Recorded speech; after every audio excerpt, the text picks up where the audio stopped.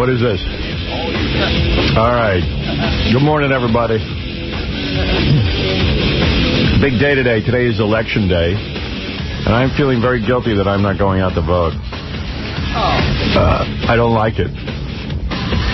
Maybe I'll do your idea, Jackie. Maybe I'll get in my car the last hour of the show and drive out and do it. That's fun.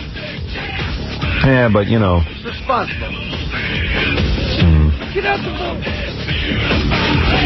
And just that commuting to Long Island just makes me mental. I do it almost every day, so it's like... Earlier you go.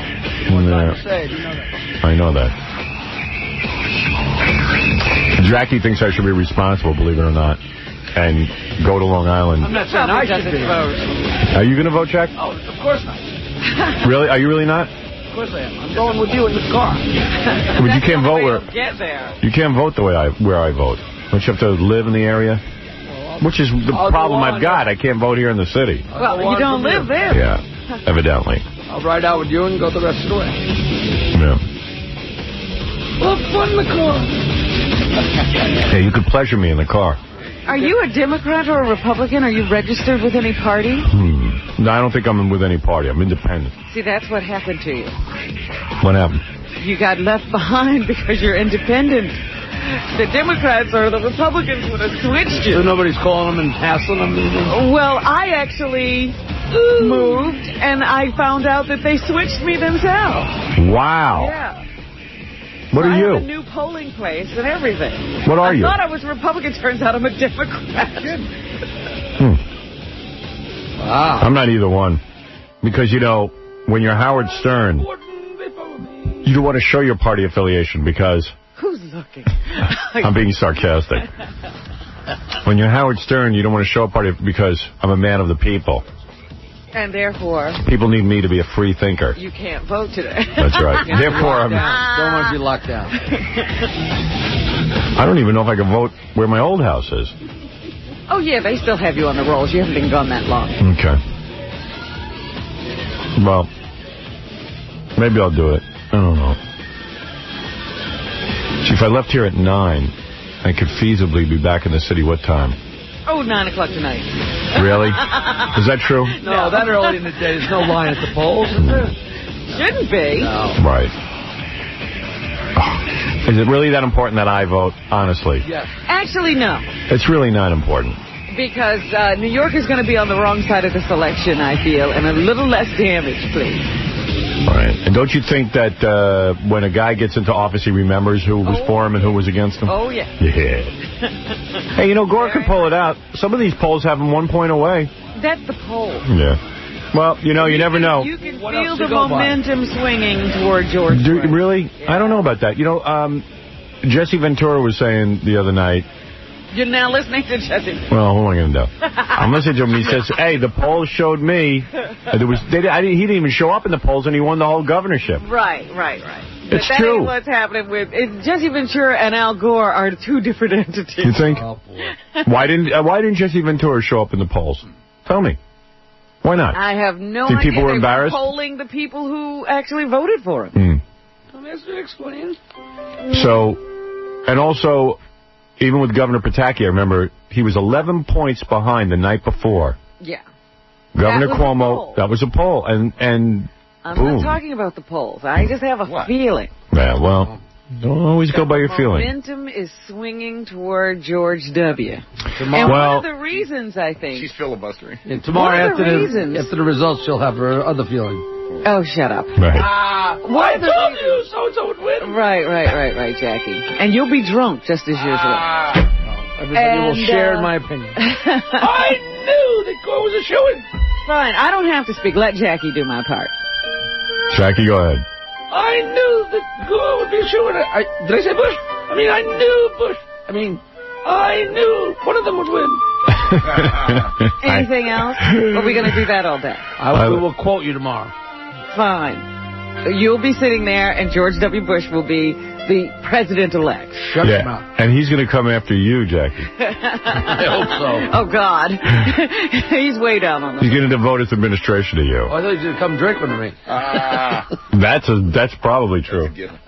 Wait, listen, he's an alcoholic. He could fall off the wagon at any time. That's right. Jackie knows. Anyway, I got to take a break.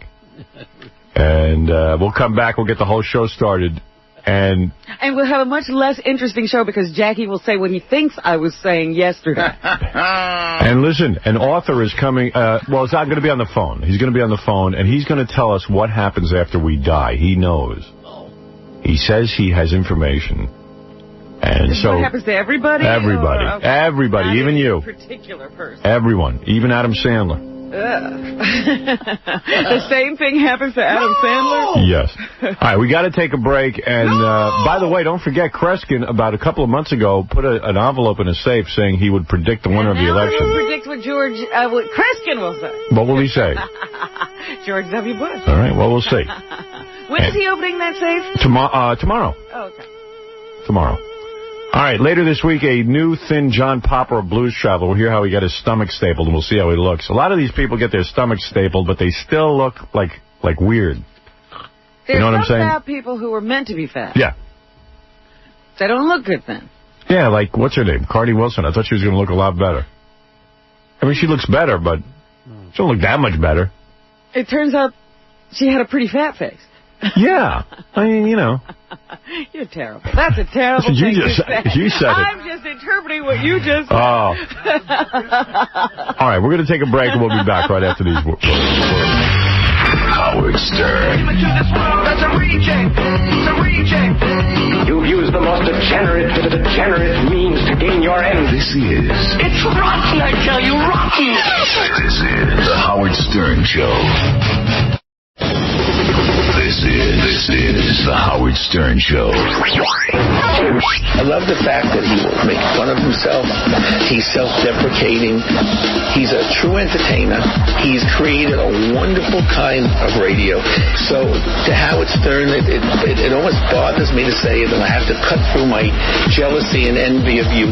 You have done a great job, and you may really be the king of all media.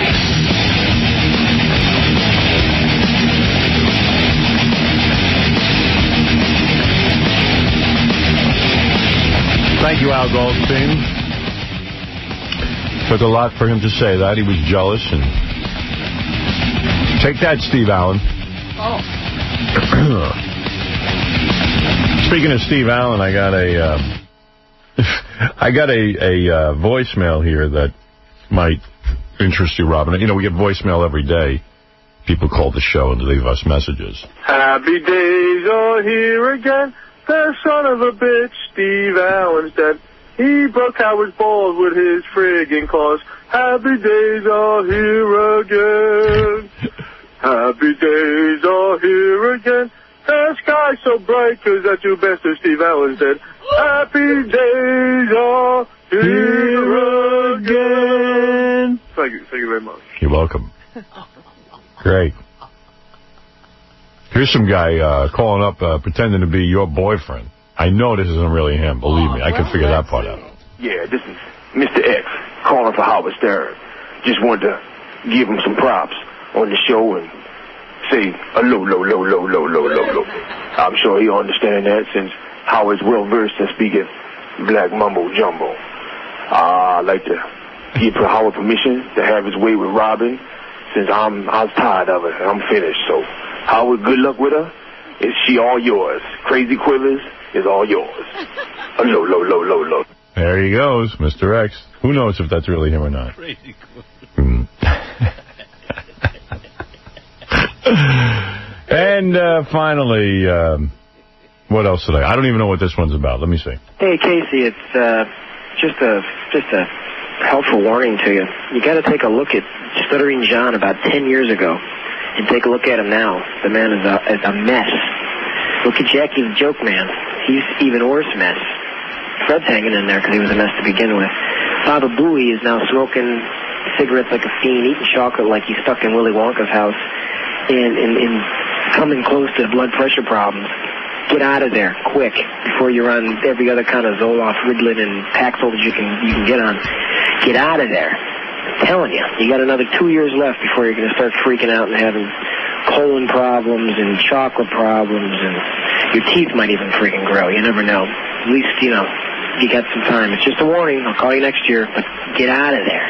Howard's the only one that's okay, and that's because, well, he sold his soul. So, get out of there. Well, there you go. Okay. Because it's all my fault. Oh. I'm the one making everyone crazy. See? Well, nothing wrong with me. The root of it. Yeah. So anyway, there it is. A lot of our voicemail that comes in. It's funny, that advice that Casey corners me yesterday. He says, I went to the Jet game on Sunday, and I got to admit, I was jealous of those guys. I said, jealous of which guys? He goes, the Jets. I said, why were you jealous? They lost.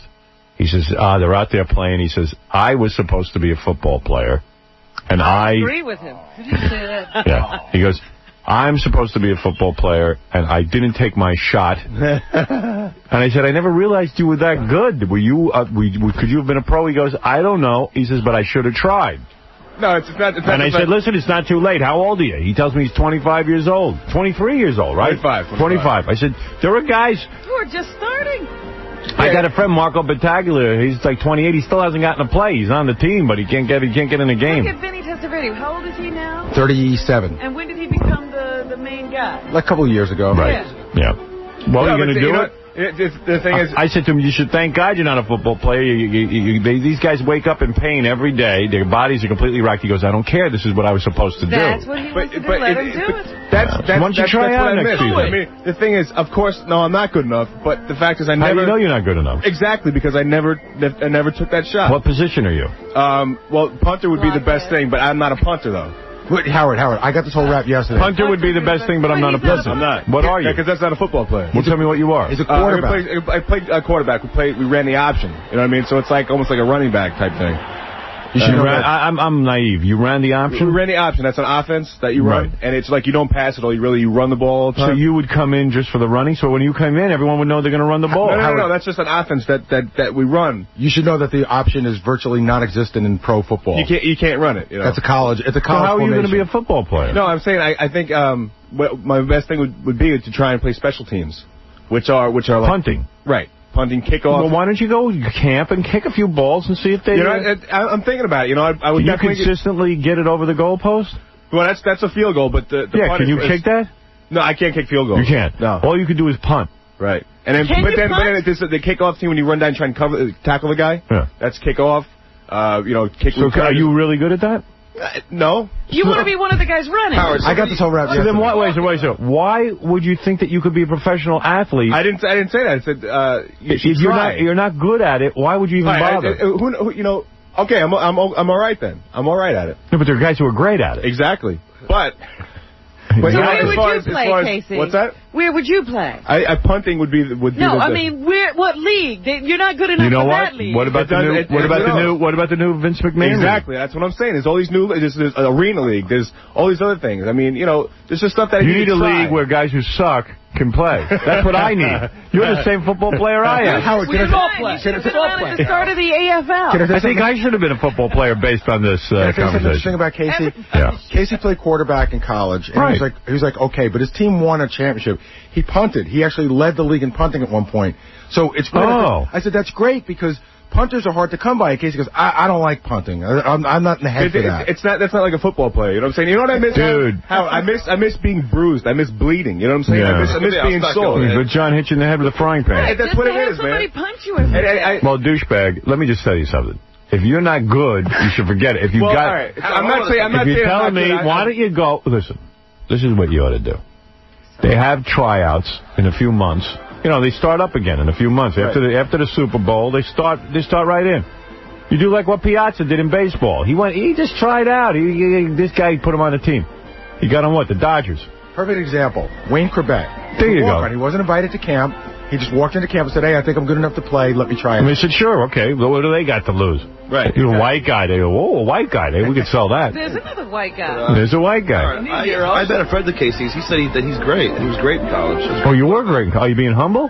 Quarterback, he said. He's a great quarterback. Oh, that's nice and everything, but... No, it was a friend of yours. He said that the only reason why you didn't start was because that guy that... Yeah, I was in back of this guy in college who was the #1 Russian quarterback in 1AA. Where is he now? You can't play the option in the pros, so he's coaching now.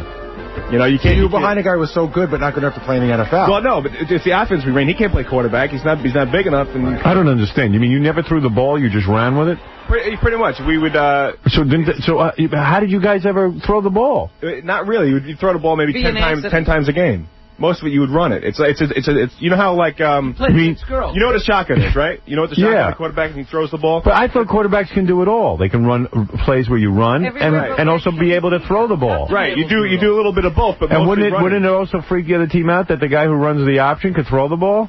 Right. Like, wouldn't you want a guy who could throw the ball in there? Yeah, but, you know, the guy... I never heard of a quarterback that I could play that. There are some coaches who would rather have total control of the game. But you can run. You're telling me there's a quarterback that doesn't know how to throw the ball? Right there. You know right there.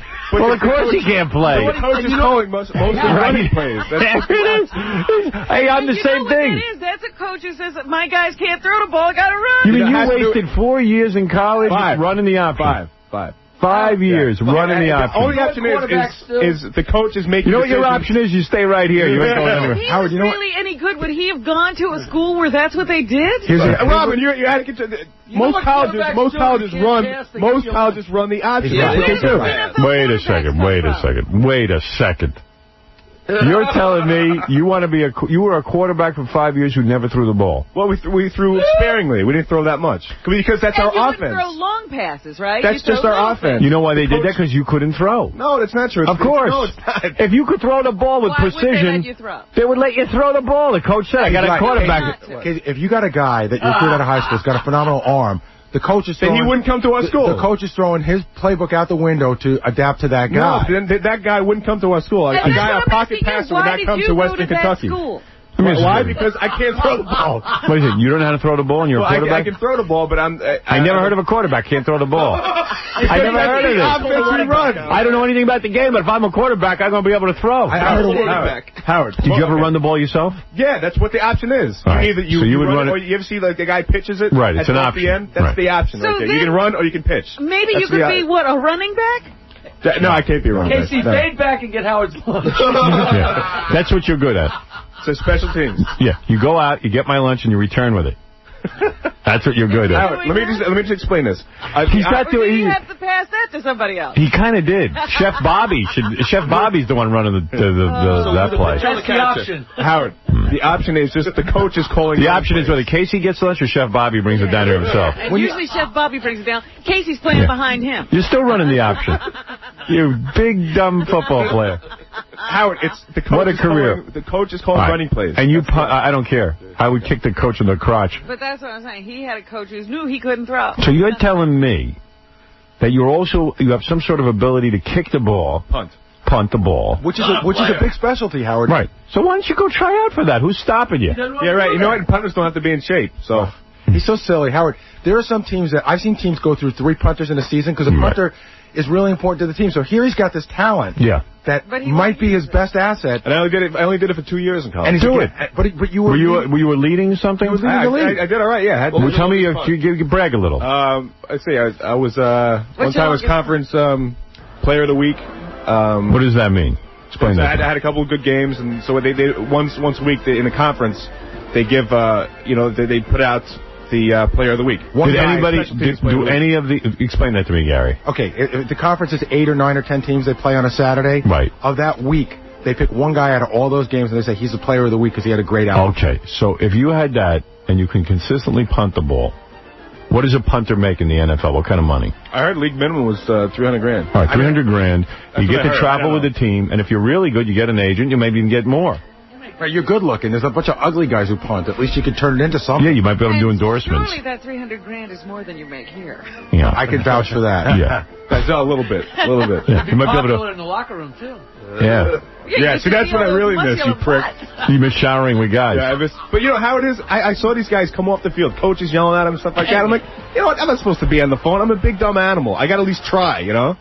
Why don't you try them? In other words, when you were player of the week, did any of the NFL teams or scouts come and look at you? Coach kept saying if you can do this consistently, then you have a chance of playing. But then I got a couple blocked, and that just screws your whole average up. So I never tried. You got a couple blocked. Is that your fault or the team's fault? No, in that case, someone doesn't block somebody, and you get a 0 averaged into your average. So it, I see. So you ruins it. They're looking at raw numbers, but I asked Casey, can he punt? And he said he went out the other day, and he was kicking them pretty far. Not too bad. How far was August? What you want is 45 yards and an angle. 4.3 hang time.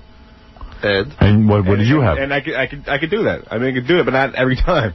How many times can you do that out of 10 kicks? I would like to say 3 out of 4 times, hopefully. Oh, wow. That's a good average. You know what, Howard, NFL punters do it about 3 out of 4 times. They're usually douchebag. If you practice, Casey, you might get better. But, you know, I shank them every once in a while, and, you know, the guys on the pros are so much So you're better. afraid of shanking them? Yeah, shank. You know you what? got to see this guy from the Jets. That's where you're like, totally... That's embarrassing. In fact, that happened during the Jet game the other day. I don't know if you saw it, but who were the Jets playing? Denver? The guy kicked it, and it went about 10 yards. You know, and he kicked it with all his might. But the guy, and it wiggles in a weird way. It's very embarrassing. The guy from the Jets is awesome. This guy Tupa. Yeah. I saw him kick yesterday. He was at the end of the end zone. He kicked it to the 10 on the other. So one. can you do that? No, that's unheard of. Right. But maybe you have accuracy.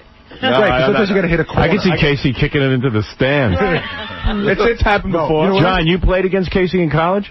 Yeah. So what are you guys, sick of working with him? You're trying to get him to go... I'll do anything to get him to leave. No, I mean, if the guy's going to sit there and pine away, I certainly had dreams in my life. I just kept them simple. Well, ask him about the concussion he got his sophomore year when I knocked his ass out of the game. What was that?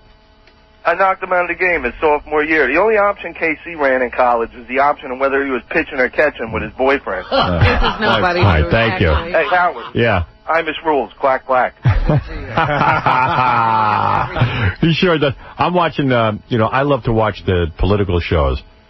So, Fox News Channel's in a commercial. CNN evidently runs commercials the same time as Fox News Channel does. They do that. Get together on that. So I tune into MSNBC. They got Imus in the evening. In other words, you know, he did what I did, of course. I figured out to put my radio show on television, so he had to do it. He did it on MSNBC.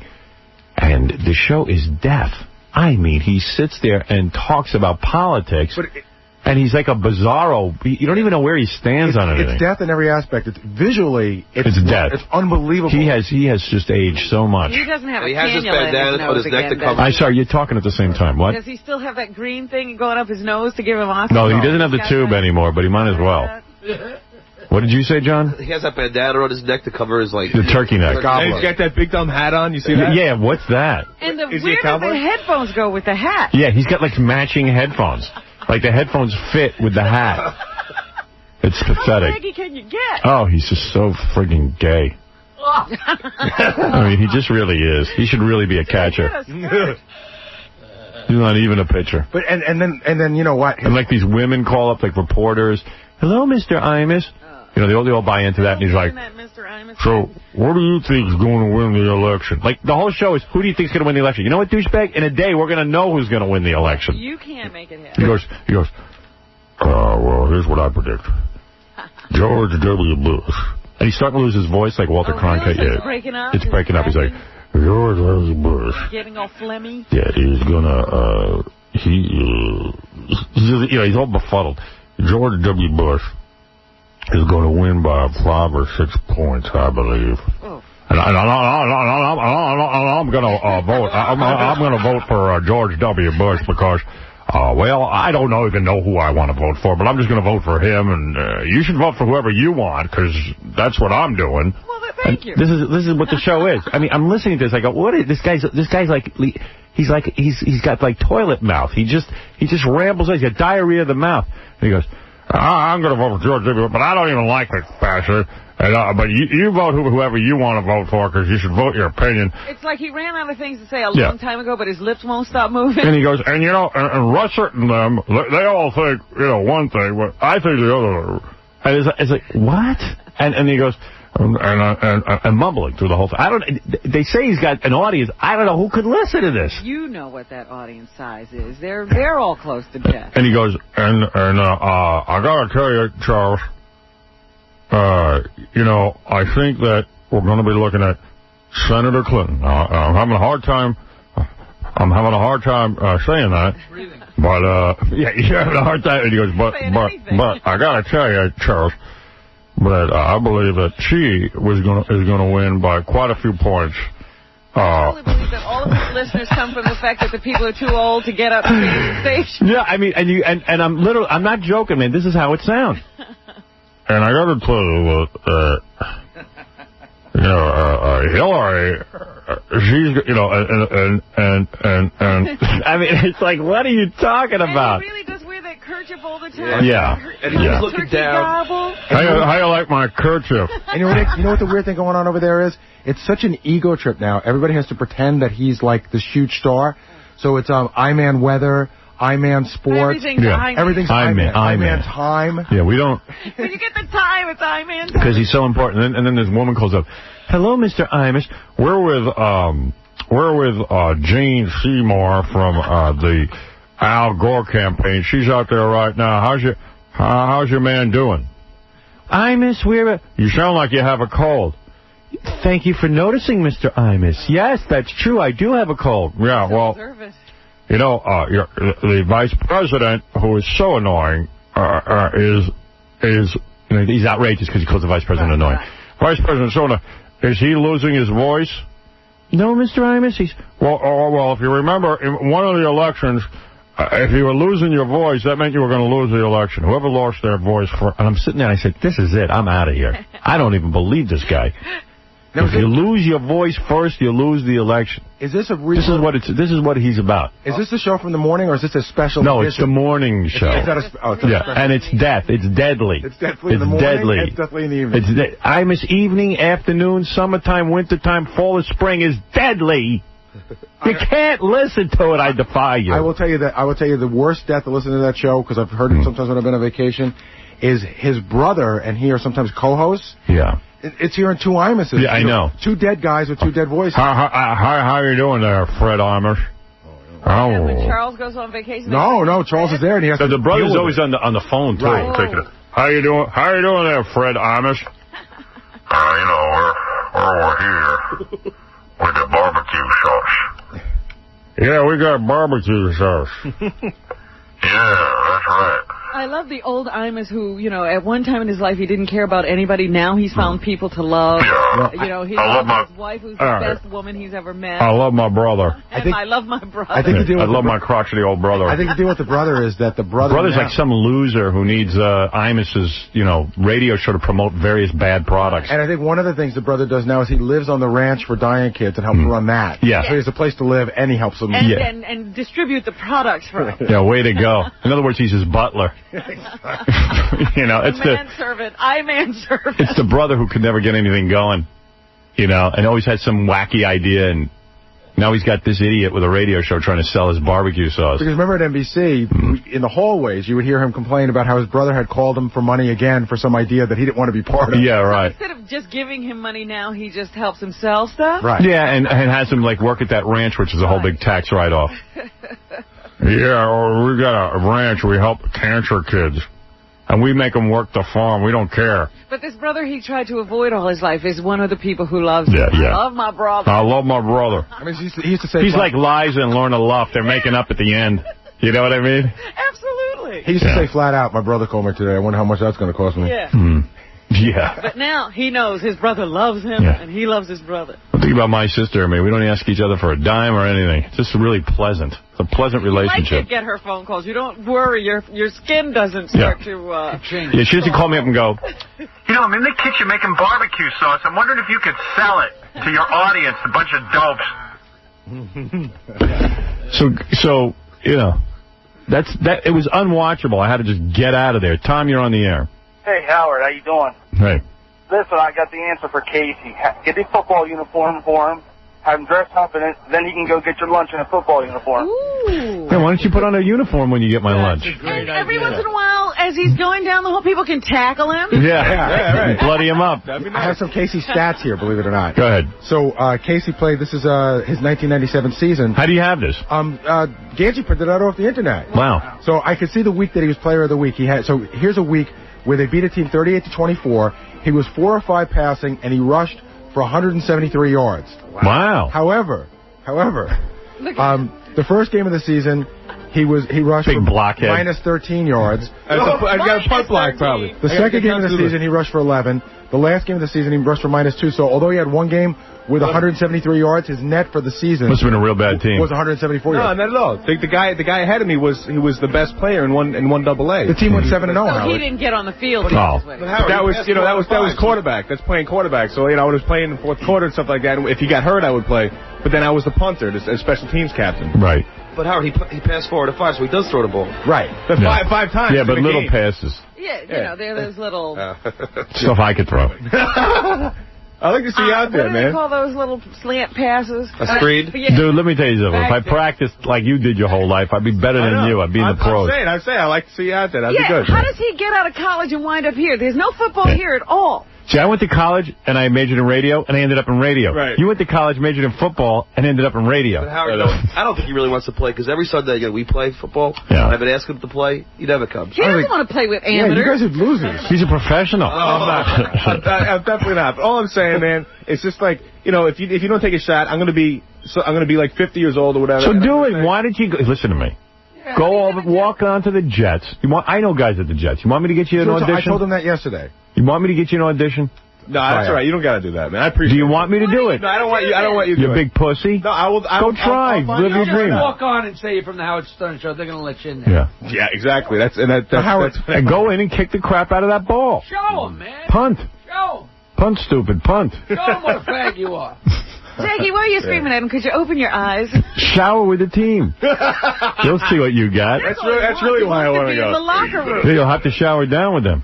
Wouldn't it be fun to shower next to Jumbo Elliott? Yeah, that'd be great. You got a big ass. Hey, Buckethead. And one time in the shower, we had this. Where is great. Buckethead? Buckethead. He coaches gym. Teaches gym. He gets lunch. That's your buddy. Yeah. So what you should be doing. We got this big grate up there, and you throw your towel up there so it sticks in between the grates. So when you're done showering, you grab your towel.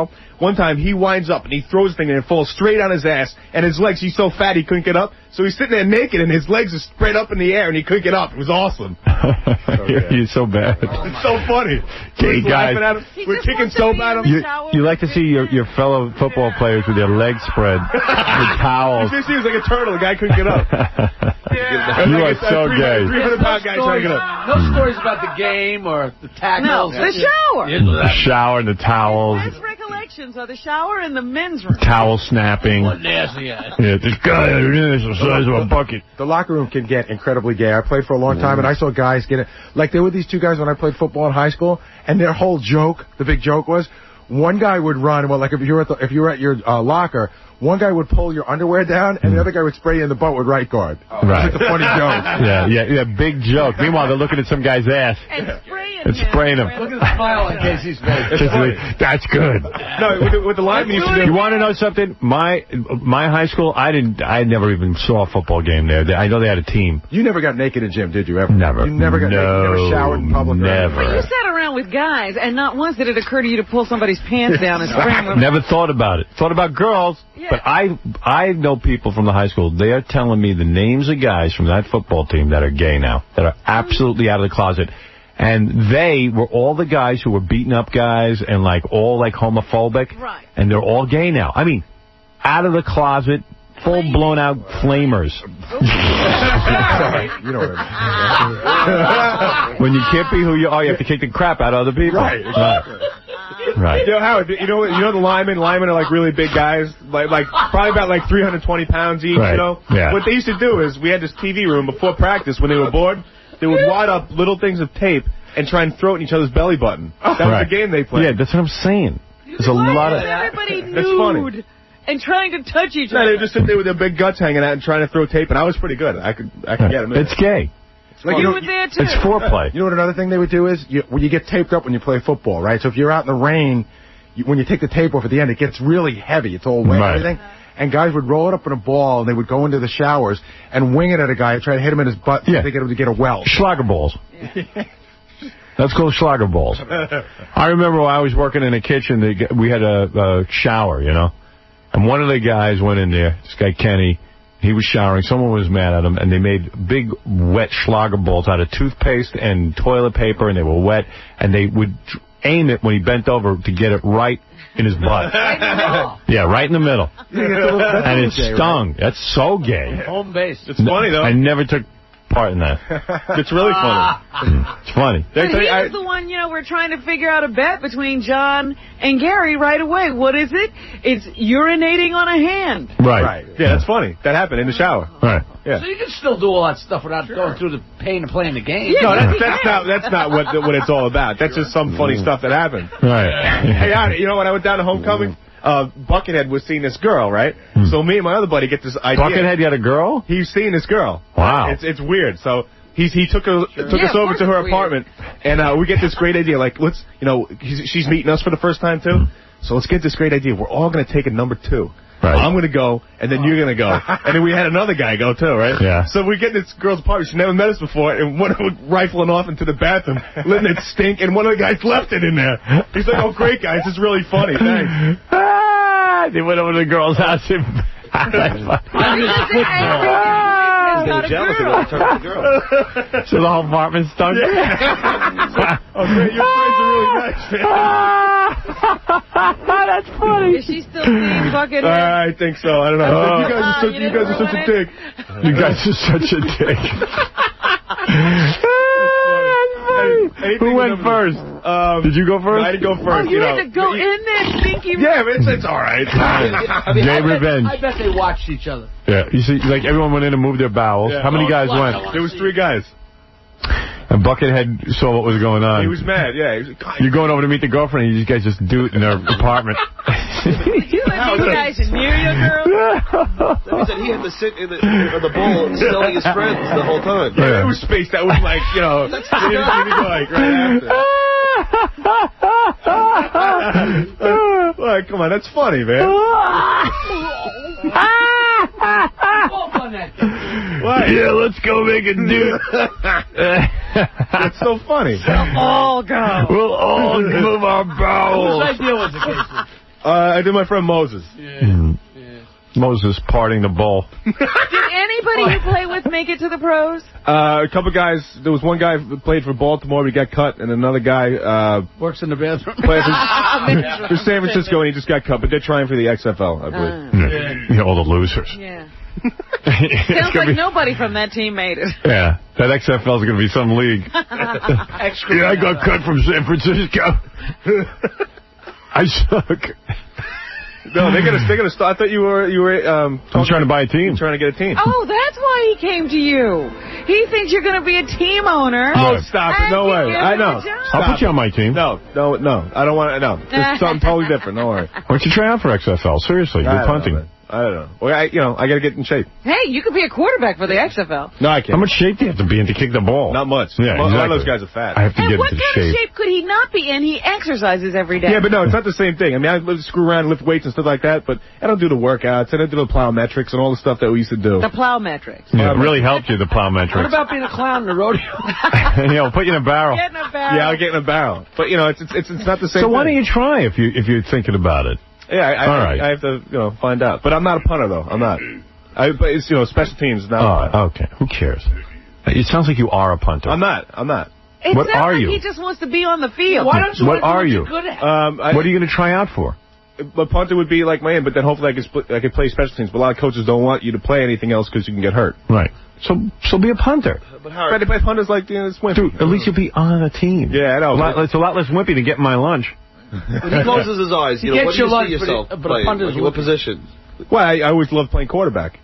So he wants to be a quarterback. You want to be a quarterback, so why don't you go off a quarterback? Because But you can't throw the ball. No, I can't. I'm not smart enough. You want to be a quarterback, but you can't throw the ball. No, I can throw the ball. You don't think you're smart enough? No, because Doug Flutie's a genius? Yeah, dude. You have to read defenses. You have to know where people are going to be. They always change and fool you at the last minute. I have never seen anybody who loved doing what they can't do. Yeah. And forget that you're not a football player. I couldn't remember the plays, so I had to have them on my wrist. So forget it. It's over. Why it's don't over. you be a center and bend over?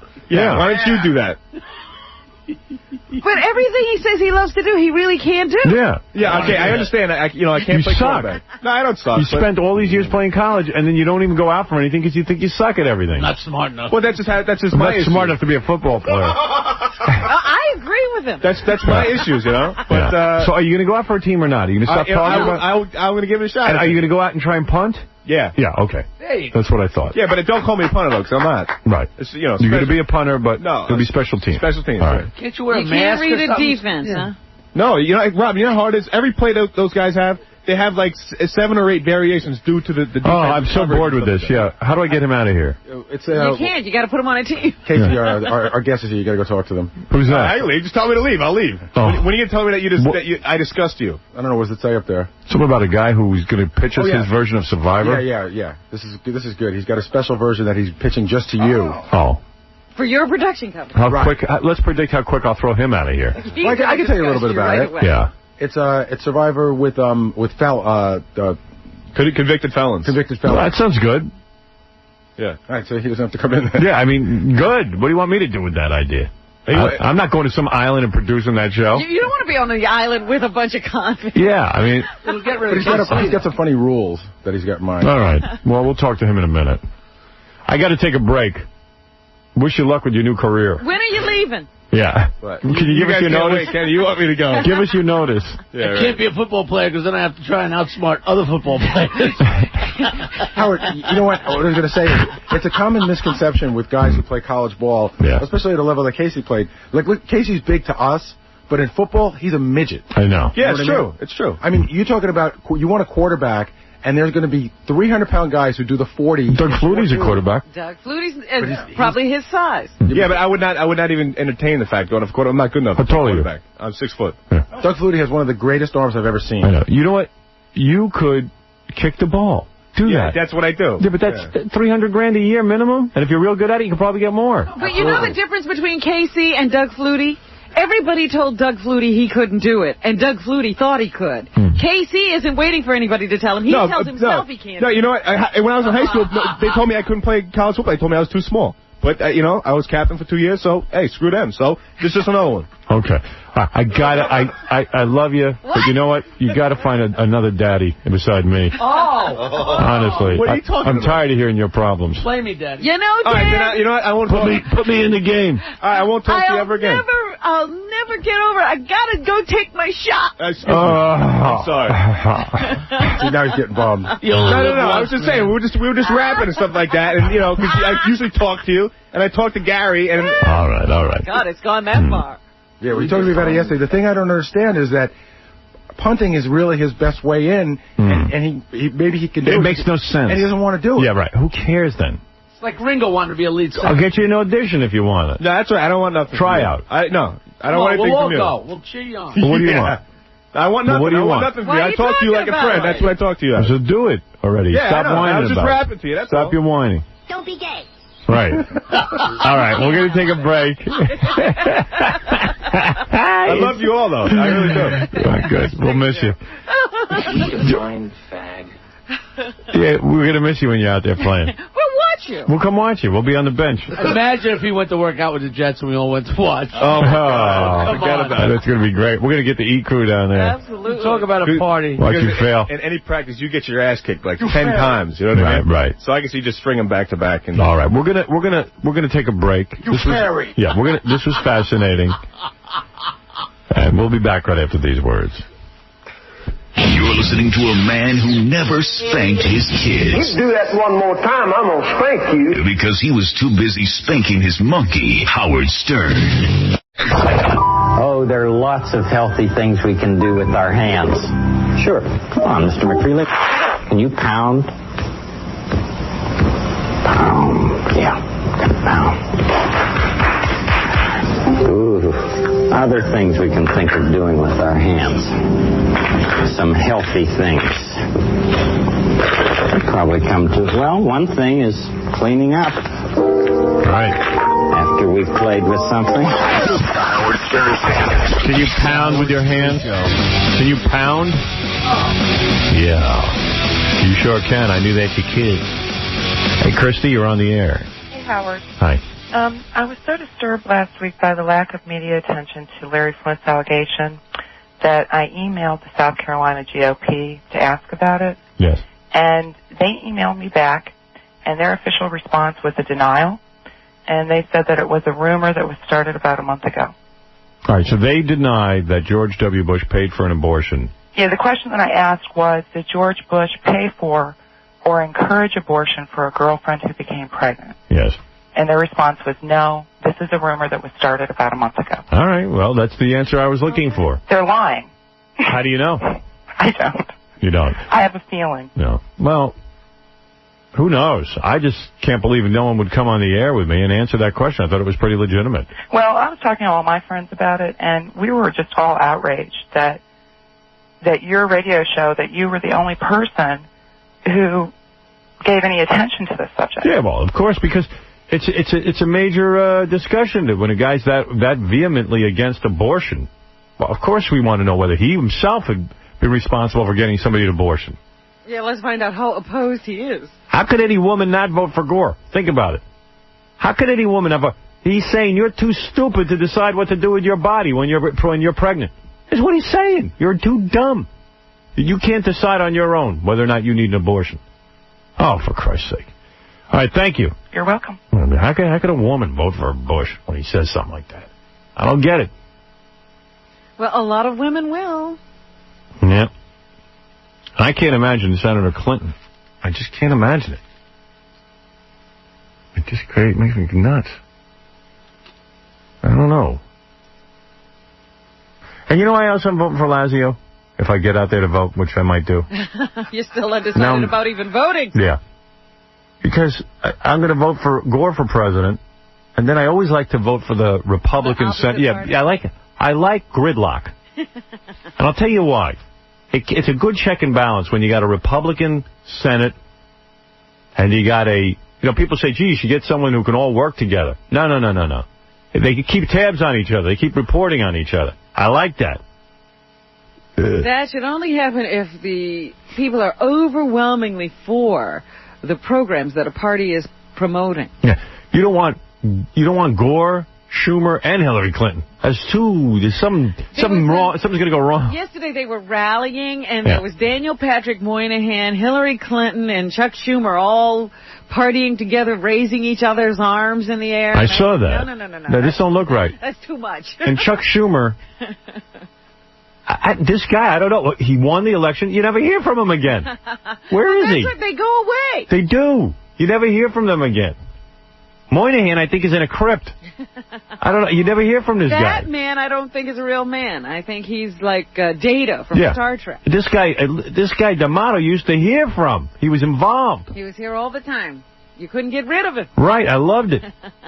Maybe Lazio would be like that. You knew who your senator was. Right. You know, a lot of the time that D'Amato was our senator, he'd say, we got 2 senators from the state of New York. One is Al D'Amato. Who's the other guy? Right, you never see the other guy. But Hillary Clinton, you think she's going to live in New York? You got another thing coming to you. She wants to be the president. That's what this is all about. It's a stepping stone. It's not about New York. It could be anywhere. This happens to be a very high-profile election. She gets national media attention, and it boosts her in her run for the next election. I really should vote. I feel very guilty not voting, but I don't. I think I didn't register in Manhattan because I didn't want him to fine me for the jury duty. That was my thinking.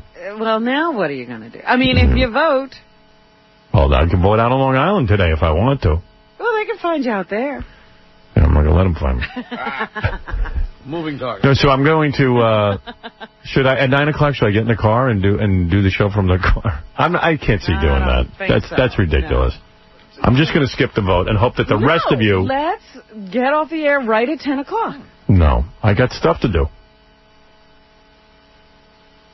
Got a meeting today. You don't want to vote. You want to get off right at 10 o'clock and I'll go vote? Then I got to come all the way back. All right, I'll go vote. Because you know what? I'm going to feel too guilty if I don't. I wonder if I can vote on Long Island. I guess I can. That's where I'm registered. Yeah. I hope.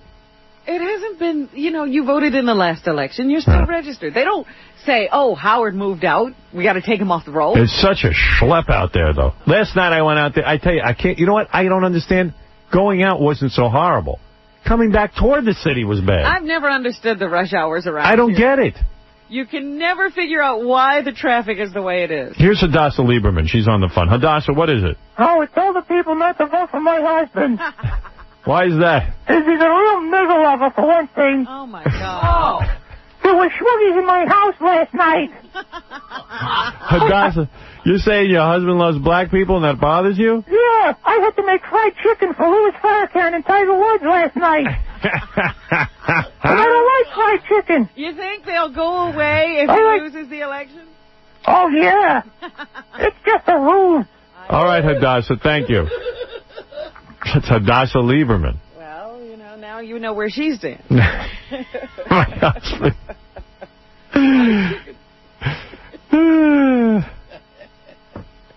Wow.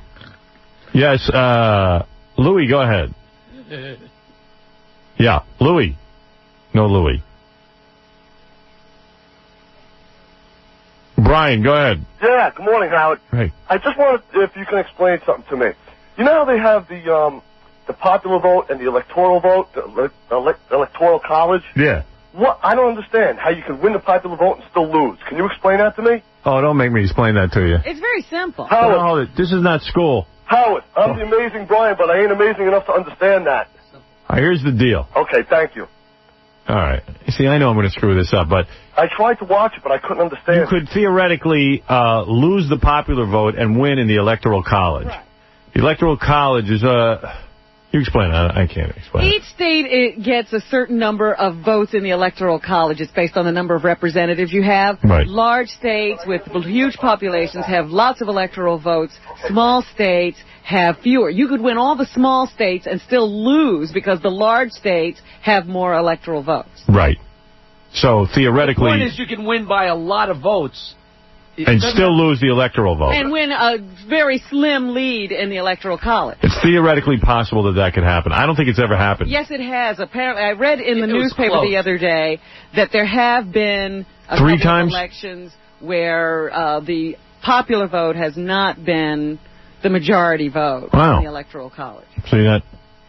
So there you go. All right. So this guy, I guess, wrote us a letter saying he wants to pitch me a television show. Now that Survivor's a hit, everybody has... See, to me, this is just Survivor. Right. It's like now everybody came out with a game show after the success of Who Wants to Be a Millionaire. Yeah, and this guy says he's a former producer on the Oprah Winfrey Show, so he has some credibility, but I don't know, then there's some controversy with that, too. Who is this guy? I don't know. You know him? You know, there's a guy who's been floating around who says he was an Oprah producer. And it's probably this guy. John Surowy. You know him? Would you recognize him if you saw him? Maybe. This is John right here. Is that John? No, that's not the guy I was thinking. This guy's pretty scary looking. Oh, man. You work for Oprah? He didn't work for no Oprah. Did you work for Oprah? Wait, what was that? Wait, get the microphone on him. I worked as a freelance producer for Oprah. Are you gay? She didn't know it. You're not gay? No. All right. She didn't know he worked there. Johnny, what are you talking about here? I mean... Where are you from, first of all? I detect a slight accent. Yeah, there's something going on. I was born in Eastern Europe. Aha. All over Eastern Europe or Germany. And you're a scary-looking guy. I mean, you really are. You know that, don't you? Do you know you're scary? Hey, I'm so scared I wish security would come in here and sit next to you. You scare me. I don't know. You look angry or something, are you? No, not at all. Really? No. You look like a scary guy. Were you a football player or something?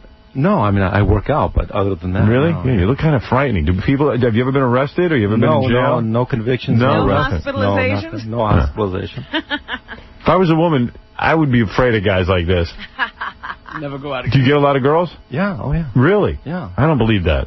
I think women would be afraid of you. Kidnaps them. Kill them. Anyway, John, you claim in your letter that you were a producer for Oprah Winfrey, which is a big job. Well, no, I was a freelance producer for about a month. Now, what does that mean? Back in '94.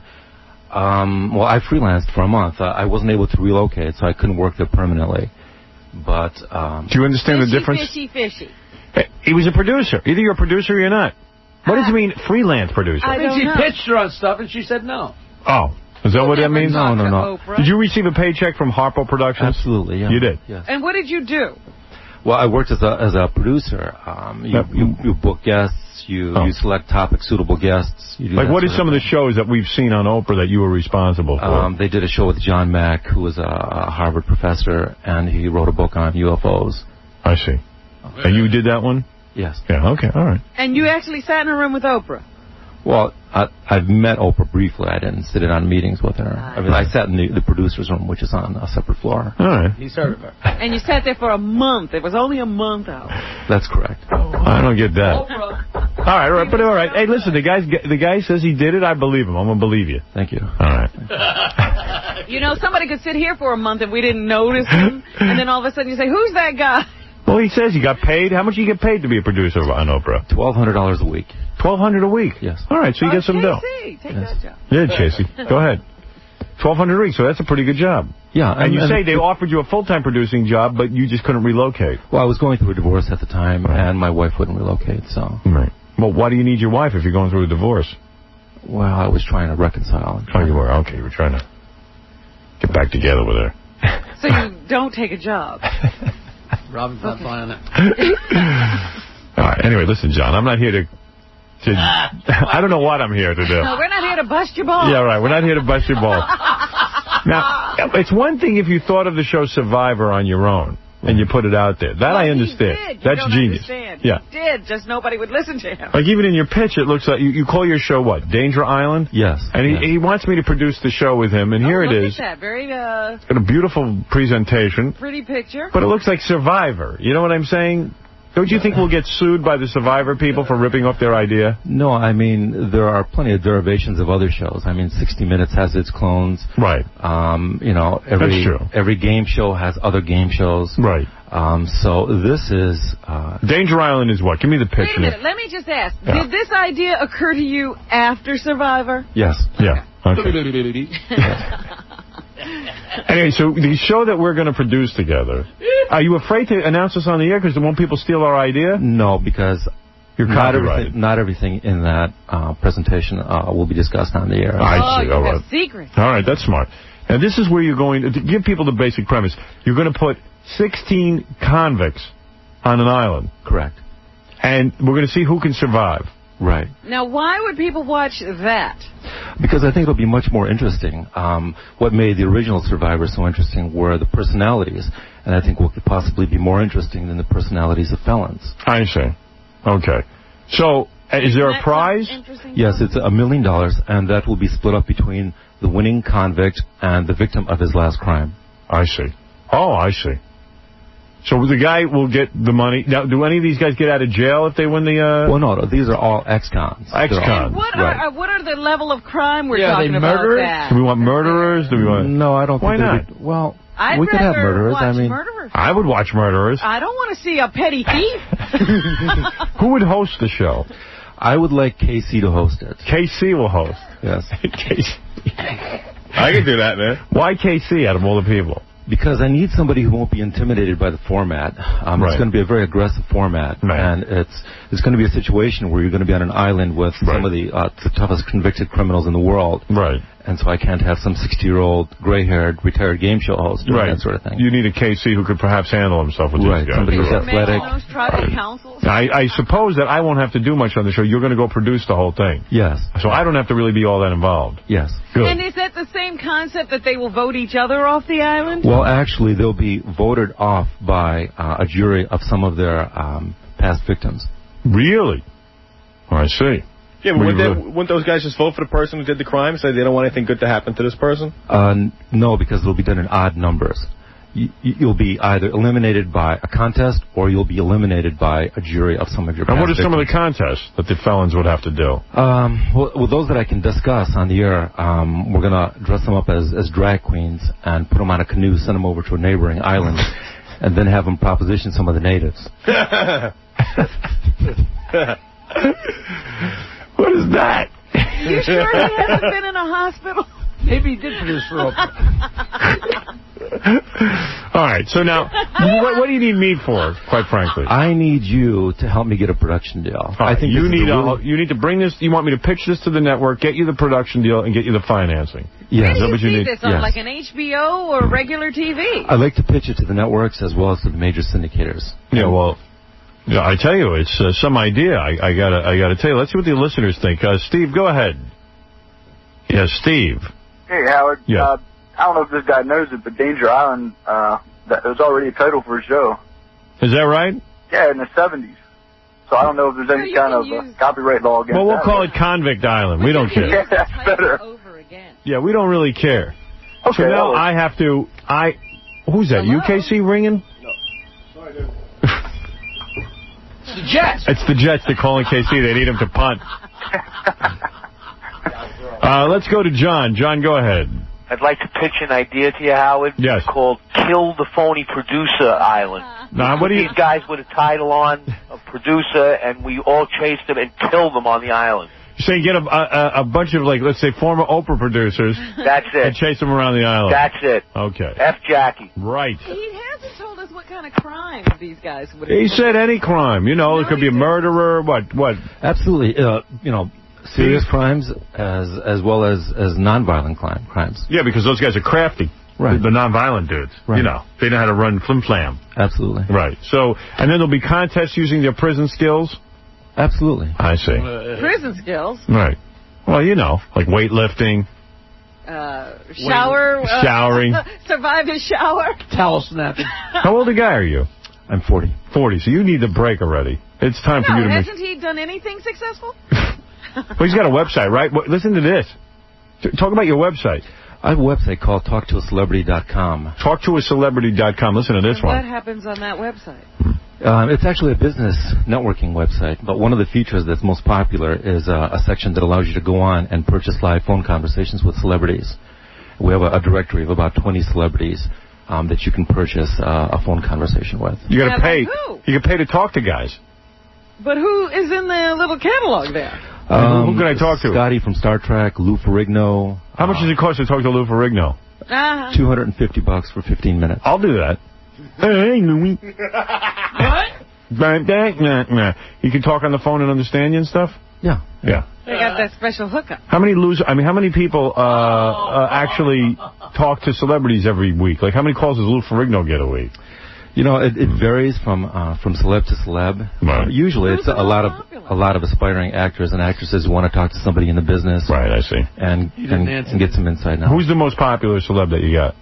I would say probably Kato Kaelin or Scotty because of the Star Trek fame. Right, Kato Kaelin. How much is he pulling down a week talking to people? Well, they're all $250 for 15 or $1,000 an hour. Wow.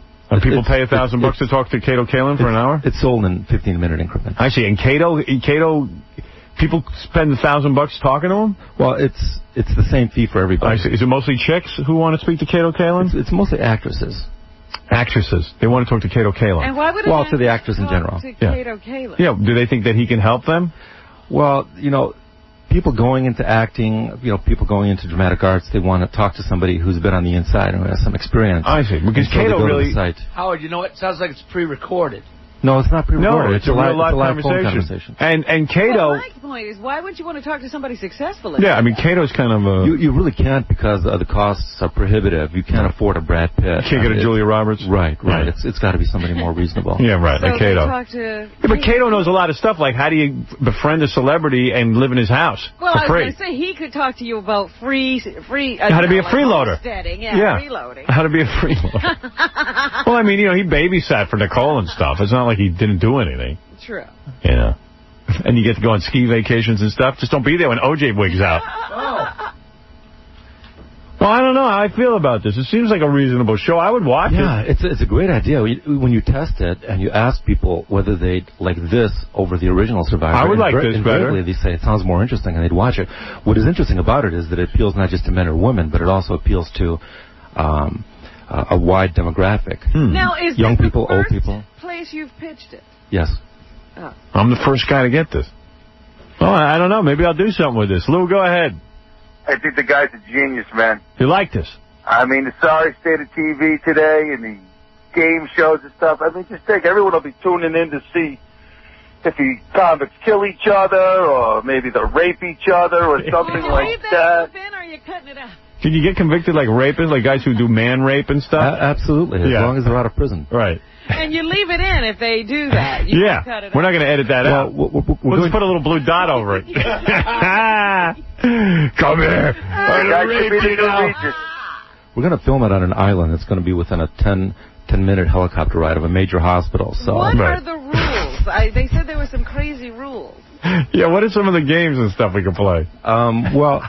there's the drag queen contest we mentioned earlier. Right. We're also going to fly in some of the parole officers and put bags over their heads and then have the convicts insult them to see who does the best job of insulting them. And then at the end we pull the bags off and let them realize. I see.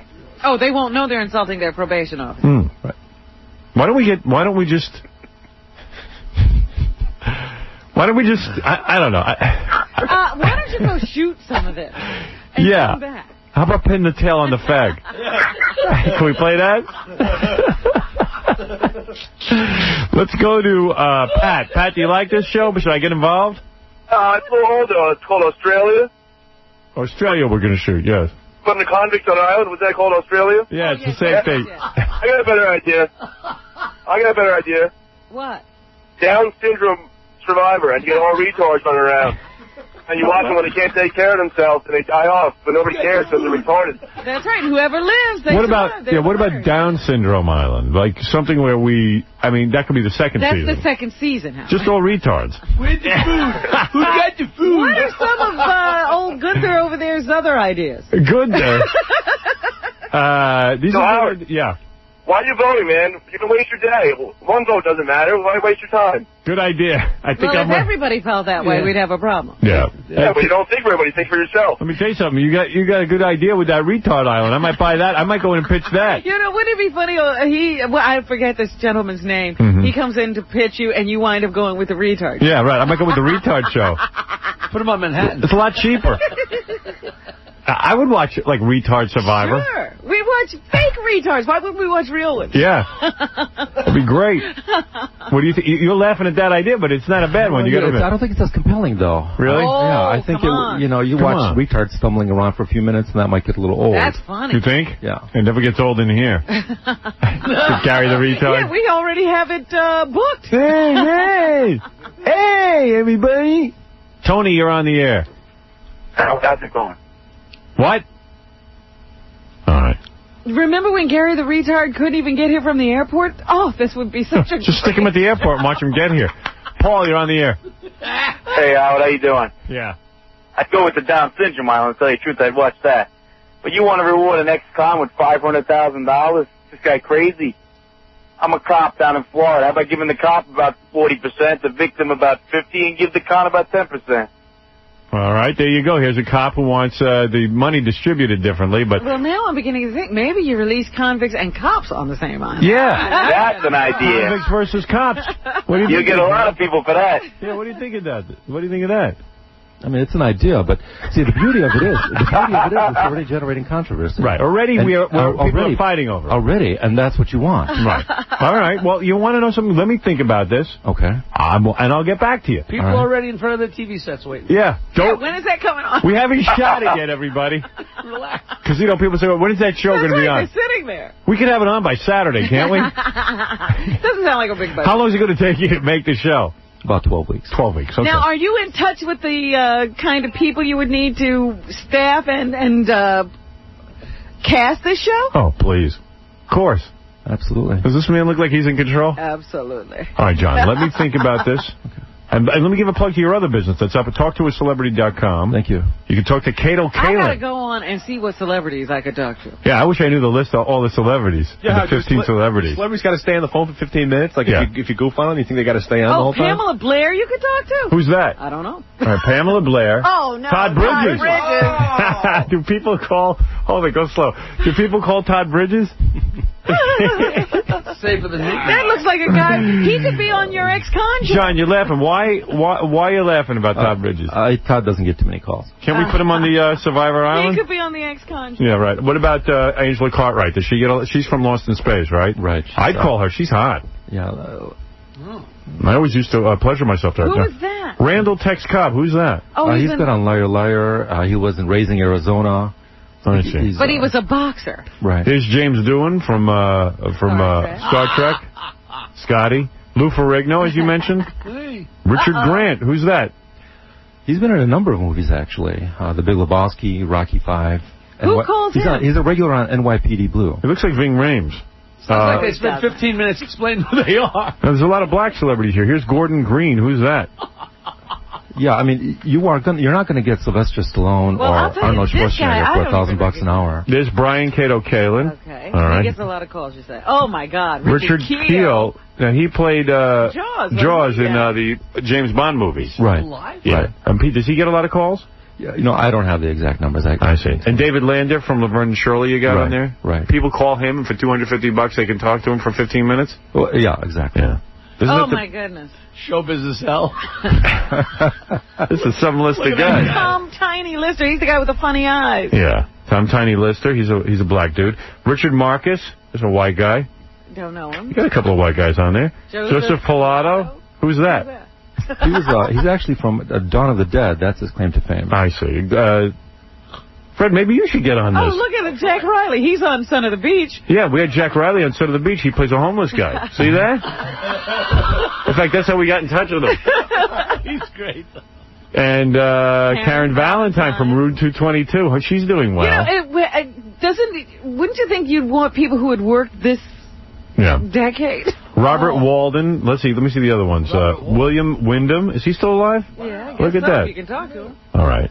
Well, there it is. The only place on earth where it's possible to meet celebrities is your website, I guess. And that's something else. Amazing. Right. Did you think of that? Was that your idea? Yes. Well, let me tell you something. You've got a lot of good ideas. Billy D. It's a great way to make a living. Billy D. Williams, you're on the air. Yes, Howard, good morning, man. Yes. I wanna make sure everybody's gonna vote. Yes. But listen, I have my own show idea. Yes. I want to release almost 3.5 million black people on an island. Oh, wait a minute, that's Manhattan. You're going to put black people on an island? Yeah, we'll call the show Manhattan. We'll call it Harlem Town. You're going to release 3.5 million black people on an island? On an island. We'll call it nighttime. Nobody'd believe it. No, I'm not watching that. Hey, Howard, I got my friend Gary Busey here, too. He wants to do a show for washed-up actors. Yeah. Hey, listen, Howard. Put him on an island? Hey, this is Gary Busey. All right, enough of your impression. You have really bad impression. These guys never know when to quit. Well, what do you think of that? We could put black people on an island. Call it Manhattan. Well, anyway, listen, John. Actually, it's an interesting idea. Thank you very much. If I don't pick up on it, I wish you luck with it. But let me think about it. Let me mull it over, and I'll get back to you, all right? Is that fair enough? Absolutely. Thank you very much. Now, I hope you don't wait until the other networks hear about this and then get into a bidding war. Yeah, I want first dibs. John Surrey, everyone, who is a guy trying to make it in show business. That's all. Thank you. What do you do otherwise? You just have that website? That's the only other source of income? Correct. Wow. You must be the balls of your ass, huh? Oh! You must have gotten another wife to support you. Yeah. How are you making money off that website? It's all right. Yeah, it does make money? You can't relocate. All right, thank you, John. Thank you very much. That's John, everyone. Let me get back your pitch here. I don't want to choose the steal on it. Here. If I can hold on to that. That's for you? All right. I'm going to take a look at that. Thanks, John. Take care. That's John, everyone. John Does Surrey. John live in New York? I hope not. A lot more questions. Jackie, you might want to take a meeting with him. Sounds like one of your things. Get his number. I couldn't believe Jackie's name didn't, or picture didn't pop up on that talk show. I'm surprised. $250, you can talk to me. Hey, I won't have to go out and do stand-up. We really should call somebody. I'm surprised Jackie's not on there. I'm really shocked. Or Nancy, his wife. Talked to Jackie Martling's wife for $250. You know what I hate to say, but she's too big for that list. All right, we got to take a break. You meet all kinds of different people in show business. Everybody's trying to get in, and everybody's trying to get a show going. You know what I mean? I hope he's not waiting for you when you're done. Yeah, that was just for the air. Now I want to have the real talk. Yeah. We can cut. That's right. Let's go to Jimmy, who has the final call before we take a break. Go ahead, Jimmy. Yes, hello, Howard. Yes. Well, I was listening earlier, and I heard Casey's interest in trying his hat at professional football, and I have a league that he's more than welcome to try out for. It's the GFL. Right. It's the Gay Football League. Gay Football League. There are... All right. And there's crotchless pants. Thank you. He's a Gay Football League. Maybe Casey could try out for that.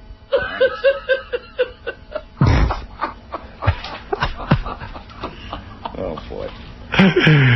All right, we got to take a break. When we come back, there's so much to do. Later on in the show, we're going to talk to a guy who knows what happens after you die. He has proof of what happens after you die. Yes. Now you're really getting ridiculous. This is what he says. I'm skeptical. And True. there's so many things we have to talk about, including I'm going to play a song that I like, and all right, I'll tell you in a few minutes. There's a couple of things going on that we must address, but first these words. The Howard Stern Show. I don't think we're talking about a decent human being here. I think we're talking about a monster. I think we're talking about a monster. Howard Stern. Hello, I'm Samuel L. Jackson. Hello there. Fine actor and star of the red-hot new film Shaft. I've done lots of movies with one goal in sight, getting on the Howard Stern Show. Oscar Smoska, bring on the lesbians, the midgets, and the dick jokes. Yeah. I love Howard Stern. Low. Damn right. The Howard Stern Show. Hey! Jackie Way Too Many Heineken Marling is brand new filthy CDF Jackie available at the Jokeland Web Mall or call 1-800-323-KING. And Thursday, November 16th, Robin, at the Palace in Stamford, Connecticut. I know you won't be at either show. For more information, MP3 audio, and Filthy 3D Jokeland, visit jokeland.com. Go see Jackie live. It's always fun.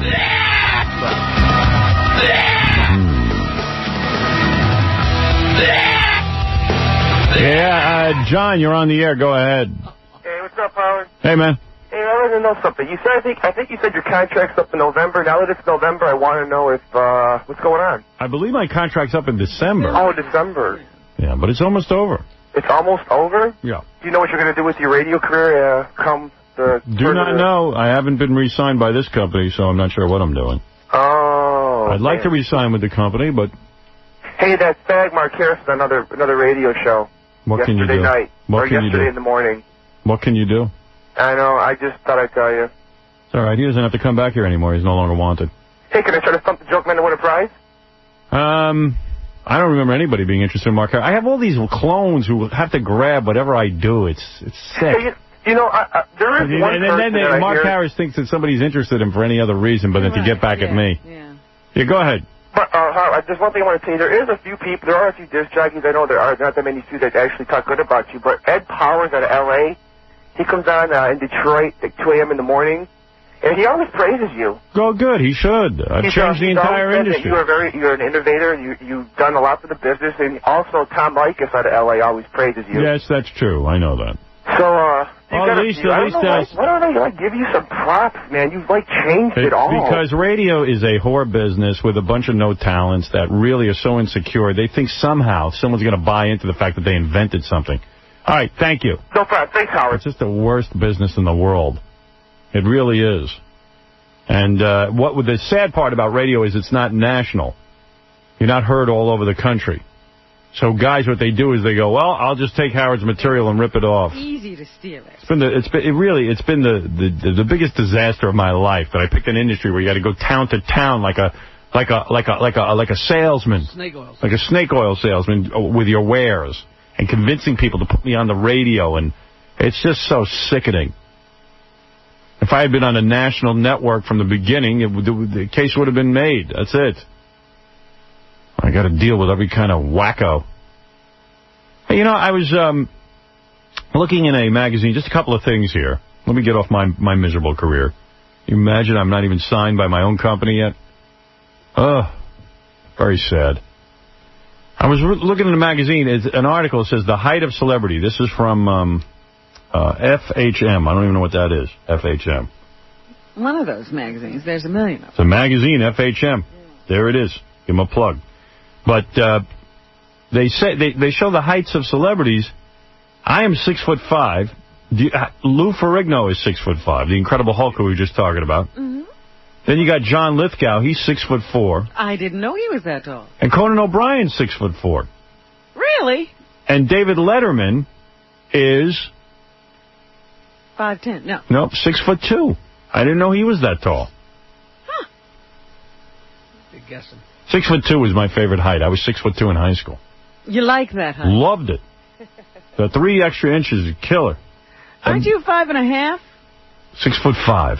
Just even. That's what they tell me whenever I've been measured. Really? And some guys walk up to me and go, you got to be much taller than that, but I've been somebody measure me already and tell me the truth. I know there are basketball players who come in here and you're taller than they are. I know. But I'm telling you, the doctor, whenever I went for a physical or anything like that, you says... might have grown since then. If I'm still growing, that's crazy. I could still be growing. Yeah, you're a phenomenon.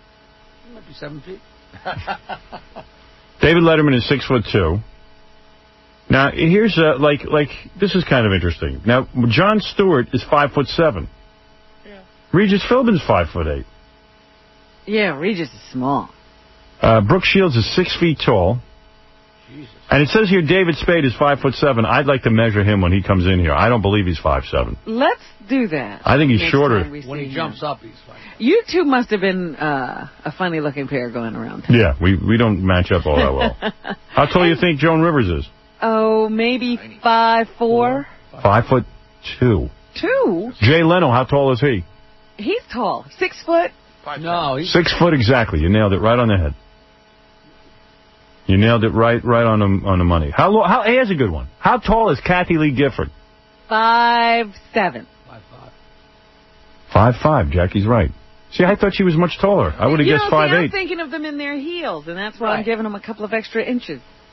Gillian Anderson from the X-Files. How tall a woman is she? You can't tell from TV. Her, yeah. She's like 5'2". Really? Very close, 5'3". All right, here's a guy we've had on the show. Jason Alexander from Seinfeld, the guy who played... He's 5'7". No, he's shorter than that. No, I'd say 5'8". I'd say 5'5". Jackie, 5'5", exactly right. Really? Now, isn't that weird? Now, here's a guy you've seen. Because I'm like 5'7", and somebody's shorter than you at that You're height. 5'7", I didn't know that. So if somebody's shorter than you, you know that their eyes are short. Here's a guy we had on the show, Drew Carey. How tall? Drew Carey's 5'10". That's right. Wow. Right on the money. Oh, here we go. All right, I'm going to stop while you're ahead, Robin. You nailed the right I one. didn't say anything. Jackie happened to be right about guessing people's weight. Why don't you get a job in the carnival? I have never been. As far as I know, I've never been at something called Night of A thousand what? a Night of 100 Stars. Did I go to that? I don't think so. I never went to anything called Night of 100 Stars. And yet, it says I was there, and they asked me who the best-looking person is of the same sex. In other words, they asked the women who's the best-looking woman, and they asked the men who's the sexiest man. When were you at Night of 100 Stars? I wasn't there, but it's claims that I said the following. I'm a big Brad Pitt fan. I like his look, but I don't know. I don't find guys sexy. I'm a heterosexual. I remember saying that somewhere. Somebody asked me some question. You didn't know you were at a Night of 100 Stars. Yeah, but I wasn't at Night of 100 Stars. I don't think. Maybe you were outside of Night of 100 Stars. Yeah, I might have been just walking by. Lance Bass of NSYNC, I guess he's from. Is that where he's from? Lance Bass? I don't know the individual members. He said Brad Pitt, too. Every time he has his hair different, it doesn't matter. He's still cool. You might want to look into that, buddy. And being in NSYNC? Yeah. So a lot of the broads. Jim Carrey says, I guess Tom Cruise is pretty much a stud. He's a studly dude. Who said this? Jim Carrey. Oh. You know, it's kind of hard. You know, you don't want to. The guy doesn't really want to. I don't really. Declare. You shouldn't have a favorite guy. You know what I mean? You shouldn't. You should say, I don't know. I'm a guy. I don't think about it. I never think about it. There's no way I think about that. And if I think about it, pour gasoline on me and kill me. That's the answer you're supposed to have. But you all had another answer. Put me on Danger Island with criminals. But, you know, I wanted to see open-minded, so I came up with a guy. You all had another answer. What did I tell you? Christie's is a organization that auctions off stuff. And this is weird. I always go through the book to see what they charge for stuff. Or what they're asking people to bid. Yeah, and it's usually pretty much on the money, you know. Like, for example, they got stuff here. Like, they got Spock. Okay, here, this is interesting. They got Spock's ears, okay? Now, I'm talking about Mr. Spock. Mr. Spock. The original Vulcan. Yeah. Pair of Spock's rubber ears from the original series. A pair of ears. Now, I don't know how you could say they're right on the money. How much is that supposed to cost? All right, guess what they're asking for that? The estimate. $5,000. $1,500 to $2,000 is what they say it's worth. Oh, they're low. Yeah, by the way, what's his name? Tuvok gave me his ears. And what are they worth? I don't know, but I would guess a lot less. $10. $10. Like, here's a head from, like, they got all kinds of, like here's a mold of William Shatner's head. You know what that is? Yeah. Somebody did a plaster cast. Right. Of William Shatner's face. That's right. In his prime. Yes. So that is the best face you could ever have of Captain Kirk. Yeah. What do you think they charge for that? All right. If the ears are $1,500, I'd $4,000? $4,000 to $6,000 for William Shatner's face in plaster. It's his actual face. It's weird. I mean, I don't know why you'd buy that, but somebody would. What about an autographed signed picture of Leonard? Listen to this. Photograph signed and inscribed to Fred from Leonard Nimoy. Nice of Fred to give it away, but it says, to Fred, an artist and a friend. With gratitude, Leonard Nimoy. I wonder who Fred is. We should buy it for Fred. And it's a picture of Spock with a tear in his eye from the first film where he actually gets emotion. Right. How much is that? $500? $300 to $400. Now, well, why would you want one that says to Fred? Wouldn't you want a generic? Well, does Leonard Nimoy not sign anything? Is that it? Or maybe Fred's some important person to Star Trek. And then you got DeForest Kelley. Here's one. You know, the guy who played Bones. Now, you know these are going to be more expensive because he's dead. Here's one inscribed to Fred again. This guy, Fred Phillips, who I guess is a makeup artist. I guess he needs... He must be important to the show. To Fred, you're the best with admiration and appreciation. DeForest. Gotta be more than Spock's. I would say that must be $1,000. Now, why do you say that's got to be more than Spock? Spock is a more valuable character than Bones. DeForest is dead. Yeah, but... Oh, that's the trick. Because you're right. It's $600 to $800. Uh-huh. Oh, DeForest is dead. He ain't signing anything else. Then you were right on. Because I was saying, why is his worth more? Than Spock, yeah. All right, here's something that strikes me as kind of odd. The Energizer Bunny they're selling. The one that's in the commercial, the TV commercial, the little bunny with the drum. Yeah, but this is an original. This is the original. What do you think they're getting for that? Maybe $5,000. Jackie? 5,000 is crazy. Fred? I'll say 1,000, because, I mean, who wants that? Listen to this. $60,000 to $80,000. I was going as high as I could possibly imagine. Is there only one of them? You've seen this before. The advertising poster bunny of the century, the pinup that just keeps pounding the drum. Now, who would want this? It's one of two. And who would care that you had the original one? Pink and fluffy on the outside. This is arguably most recognizable advertising symbol of the 20th century. It's up for grabs. It's one of the two original bunnies. I don't think that's true. No, that's a story. It's one of the two original bunnies designed by the electronics wizard who also gave the world number 5. Is alive from short circuit. I don't know what that means. Energizer Bunny is a little over 2 feet tall. Has started more commercials than anyone else we know of. And you guessed it, runs on batteries. Great big batteries. And there it is. 60 to 80 grand. That's ridiculous. That's gathering dust somewhere. When is that auction? Because I'll bet it doesn't get that kind of money. I don't know when the auction is. Does that mean that's the starting bid? I'll tell you when it is, yeah. Well, no, that's what they think it should go for. Yeah, they ain't letting it go for less is what they're saying. Take it off the block otherwise. That's right. And it's a big deal to them. They got John Lennon junk, too, because Yoko, you know. Yoko's always digging in those closets. Complete album, Plastic Ono Band. Like, they get the lyrics from My Mummy's Dead, that depressing song. Wow. The original manuscript. Oh. I'm still trying to figure out who would buy the Energizer Bunny. I'm trying to think when this thing is going up for sale. Yeah, because I would certainly like to know if that... November 15th, 2000, 11 a.m. Okay, if that actually goes for $80,000, I really want to talk to the person. Yeah. You know who'll probably buy it? That guy from Spawn. Todd McFarlane. Todd McFarlane. He paid, what did he pay, $2 million for a baseball? Yeah. Why should make a profit on it? You know, it's funny. I was talking to someone. I said, over the weekend, I watched a movie. It's coming out on video very soon. I got an advance copy. And I thought to myself, gee, this is a really good movie. I like the movie. It's not a great movie in the sense that, you know, Gone with the Wind or The Godfather, but it's one of those entertaining teenage flicks that I like. And it's directed by the same woman who directed Fast Times at Ridgemont High. And who am I talking about? Amy Heckerling. Clueless. She did Clueless. She made a film called Loser. You actually like that? I loved it. Oh. Loved it. I really wanted to like it because I'm a fan of hers. Loved it. Hated it. It made no money. It was in and out of the... Yeah, I thought when it was in the theaters it was awful. Really? I love those kind of movies, though. You see, that's what I like. Well, you're a whole audience of one.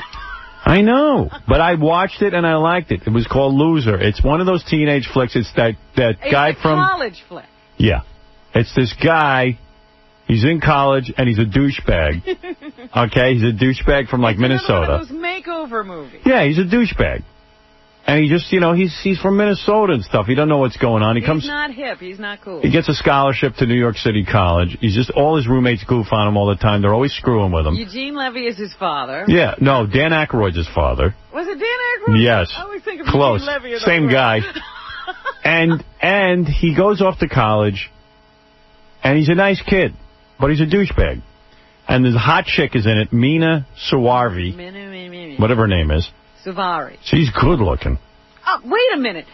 Make up your mind. I know. I never thought. Last time you talked about her, you hated her. She was way cute in this film, though. I got to admit, she's way cute.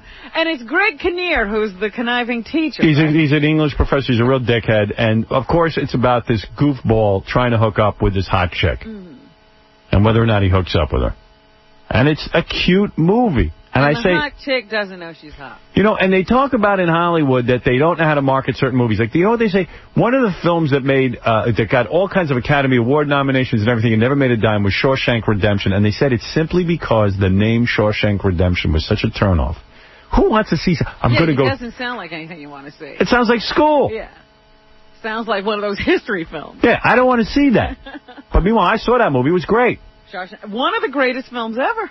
I don't know why Loser didn't make any money. They didn't market it. I told you. It sucks. Nah. Come on. There's a lot of sucky movies that make money. No. This sucks. No. It doesn't. It was a good movie. Sucks. Okay. Difference of opinion. Well, I would say if we got 100 people in a room to watch this film, 70 of them would say it sucks. Teenage girls? No way. I'll play that for my daughter. Out there. I'll play that for my daughters. Fine advertising. No. They advertised it to the right group. Everybody made the connection with Clueless. No. And it sucks. No. Wrong. You're wrong. Let's do it. Whatever. Now, in an incredible move, I read this in a magazine. There was a movie that came out like a year ago that they say got great reviews. What's the name of the movie, Gary? I can't remember. We were just talking about it. Got great reviews. And for the first time, the studio admits they marketed it all wrong. What movie is that? What is the name of that movie? It's called Wonder Boys, and they released it in February of, I think, of this year. Yeah, now I just read about it. I never saw the movie. Did you see sucked. it? It did suck? Yes. Wonder Boys, they're saying they feel it was a good movie, and it never really got off the ground with it. Stuttering John liked it. He did? The rap is that they were going to release it at Christmas time, and they didn't. And they released it right after the Oscars, and the studio felt that everyone wanted to go see Oscar winners, so they ignored this movie. No, they didn't. They're just saying it sucked. So they're re-releasing it. And I know, I saw that today. They're putting $10 million in advertising behind it. Wow. More wasted money. Really? No one will go see it? Really awful. I heard good things about it, and not from John. Fine. Here's Barbara Bush on the phone. Barbara, what is it? Hello, Howard. Yes. Barbara Bush here. Yes. I want to tell you why you and the colored woman should vote for my son, Georgie Bush. Why? Georgie Bush has very large... Oh, you're so unfunny. Ugh. Jay, go ahead. Hi, you're on the air. I just want to say I think you're a chump if you get in traffic to go vote for Lieberman. If there's one guy that has a reason not to vote for him, it's you. Yeah. I mean, you make fun of Canada and the way they censor you on the radio. Well, maybe it's a good idea that I don't vote. Yeah, maybe it's because you can't get to the polls. You know, it's good that I can't get to the polls because the polls are so far away from me. It's probably a good thing because, you know what, I really don't know who to vote for when it comes right down to it. It's not a good feeling to cast a ballot. When it comes right down to it, I hate that Lieberman so much with his attitude toward me and his vendetta against me that how is it that I could vote for Gore? Because it's like almost voting for my own extinction. That Lieberman isn't his running mate. Exactly. But I really feel that Gore is a much brighter guy than Bush. He's definitely the better man, but he's not the better man to be the president of the United States with Lieberman by his side. That's the bottom line. You know, when Ross Perot picked his running mate, everybody jumped off the bandwagon because that showed what kind of selections he was going to make. I know. You got to say that about Al Gore, too. I know, but there's a million things you could say about George W. Bush, including bankrupting 3 of his father's businesses, 20 years of partying. I mean, really, do we want a guy who really, I think he's going to be... We just want you on the radio, Howard. Yeah, I know. And that's all we're trying to do. And go take care of Aaron. Thanks. I'm so damn confused. You know, I was watching Biography last night, and they were doing both Al Gore and George W. And, you know, it suddenly became crystal clear to me why he irritates everyone so Who? much, George W. Why? He didn't even see a glimmer of success in his life until after his father became president. Right. Then a guy came to him and gave him practically 2% of that baseball team, right, because his name was Bush and his father was the president. And that's what I'm talking about. And that would attract other investors. And then he, and that's why he had him up there. He was just like a poster boy, right, an ad to come and invest in my company. And that's what I'm saying. How could this guy, I mean, you look at Al Gore's background, it's so much more responsible than George W. Bush's. How does this guy relate how does George Bush relate to any of us? The guy doesn't care that that's what he was doing. I know. He was, sure. That's what I did. Why not? Sure, right. Use me. Use me like an advertisement, like a pretty girl. Like someone came to one of my kids and said, hey, I want you to do something because your father's Howard Stern. I know they would go, I want to do it on my own. I don't understand a guy who just leeches off everyone. Now he's going to be the president? How could he run a company? He doesn't. How's he going to run a country if he can't run a company? The one thing he did for that baseball team was trade Sammy Sosa. Well, that's the thing he actually did that was wrong. Right. But the one thing that built a stadium. Now, that's a no-brainer. Yeah, how do you get that done? You build a stadium. Yeah, I don't know. I mean, I look at this guy's background. A life of privilege. Getting out of the Vietnam War. Supporting the war, but not serving. Just get ready for a number of those foot-in-your-mouth kind of gaffes. I know. Because he didn't know what to say in any given situation. And you hear him talk about foreign affairs, it's almost on a childlike level. They were telling the story about how at one of the state dinners after his father became president, they had Queen Elizabeth. Yeah. And they were telling George, don't, just stay in the corner, don't say anything. Yeah. And Queen Elizabeth got wind of it, and so they're at the dinner, and she says to him, why do they consider you the black sheep of the family? And he goes, every family has black sheep, even your family has black sheep. And then, of course, the whole crowd gasped, because you're not supposed to address the queen that way when she's on state business. And then, luckily the queen laughed. And then his mother goes, but he's outrageous that way, because you can't call him stupid, he's your son. He's outrageous that way. Well, whatever. And then I'm very convinced that Gore would be a better president, but then I see Lieberman, who wants to get rid of me. Literally has mentioned me by name twice on the Senate floor. I mean, what am I supposed to do? So you know what? Better off I don't vote. Yes, because you don't know what to do with your vote. Although I would like to vote for Lazio. I really feel that guy would be a better senator. Vote to cast. I really would like to vote for him. But unfortunately, I have a situation. I have a Well, snafu. the other thing to vote for is there's a bond issue that has to do with transportation. Yeah, I don't know anything about it. But that's a very important bill because they say it'll help get funding for mass transit and road construction. Yeah, I don't know anything about it. I'll vote for it, though. I always vote yes. I always vote yes. Why not? Figure somebody must want it if they put it on there. Trying to do something. Yeah, trying to get something going on. I know we could use more roads. All right, are we going to play the Jewish game or what? We got Jewsicians. Guess who the Jewsician? Guess the Jewsician? Guess the Jewsician. Casey's got the game, so let's get down to it. Ein Kimolkeinu, Ein Kimolkeinu, Ein Kamoshienu, Ein Kimolkeinu, Ein Kamoshienu. All right, it's time to play Guess the Musician. Who is singing now? I can't guess. It's Fred.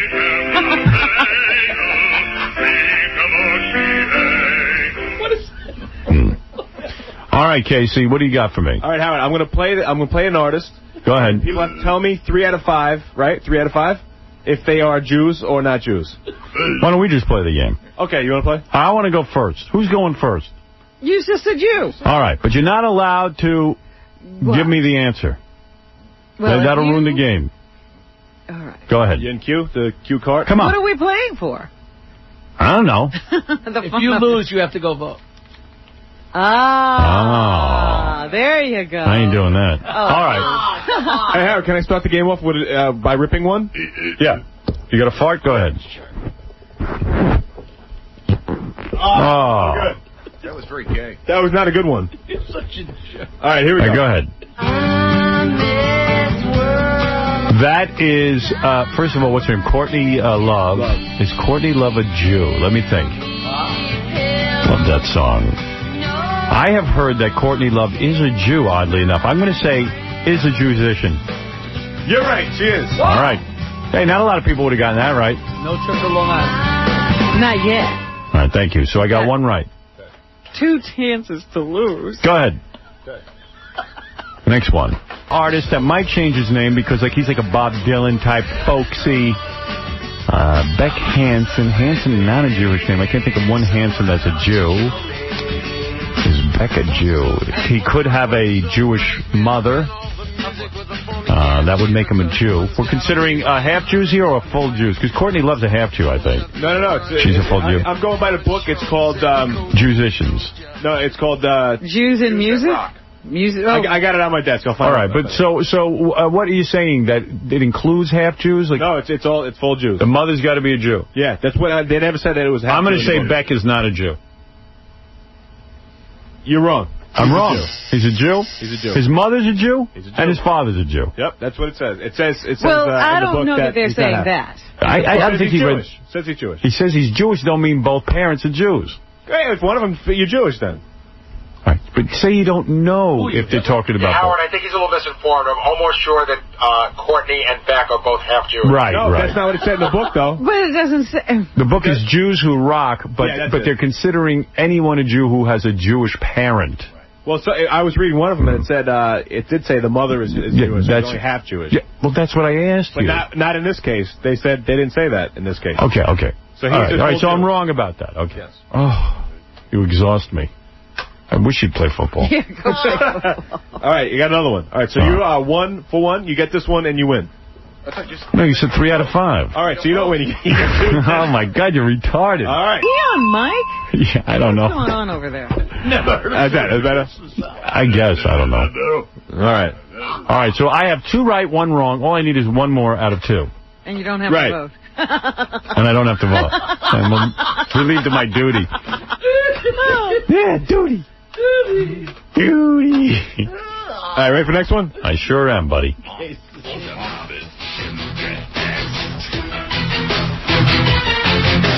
I got to first guess who this is. Yes. Who is this? This is Rammstein. Oh, those German dudes? Yeah. You're asking... They're not Jews. That's right. It's a joke. It's stupid. All right, I win. That was a dumb joke. No, that was stupid. All right. All right, here you go. Rammstein. There's no Jews left in Germany, dude. They ain't rocking. Here's the real one. There are. They ain't singing. They're in hiding. Go ahead. They still hate... You're right. He's not a Jew. Yeah, he's so goyim. He's what? He's How goyim. can you tell? Because there's no Jew like that. Oh, really? That's not a Jew. What do you mean? Because I can tell. I can tell who's a Jew and who isn't. What does that mean? He's so not a Jew. He's like every Jew's nightmare. Really? Yeah. No Jew. Yeah, he's just not a Jew. What's so nightmarish about him? I can't explain. He's weird looking, that guy. Go ahead. All right. Now I win, don't I?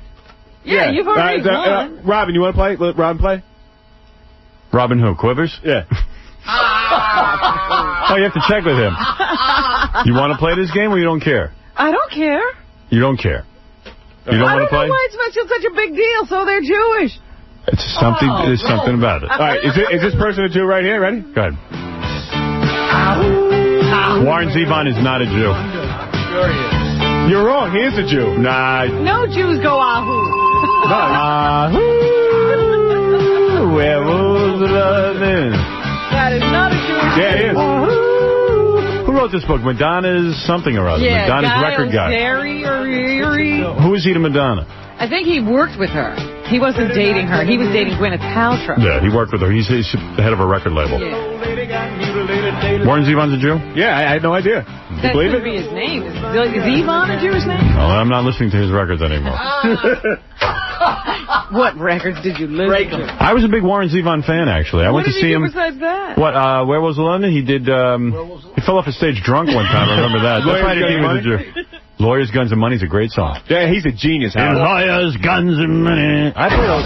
Poor Pitiful Me, you wrote. Yeah, Poor Pitiful Me, that, which was recorded by Linda Ronstadt as well.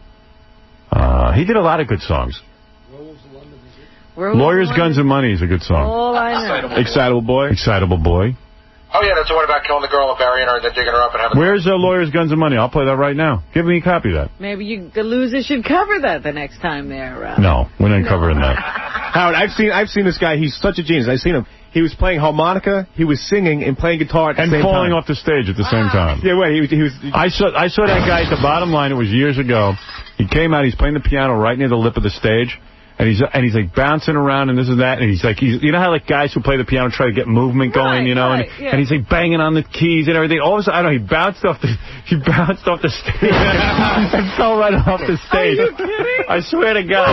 That's a great joke. And then he got right up and kept going. That guy's awesome. He didn't even stop singing. Honest to God. That's a high stage. Yeah, that was funny. Yeah, he bounced. He bounced right off the goddamn stage. I would have loved to have seen that. You would have died. You would have loved it. You would have loved it. It was friggin' great. Yeah, he writes a lot about drinking, Howard. So maybe he was drinking.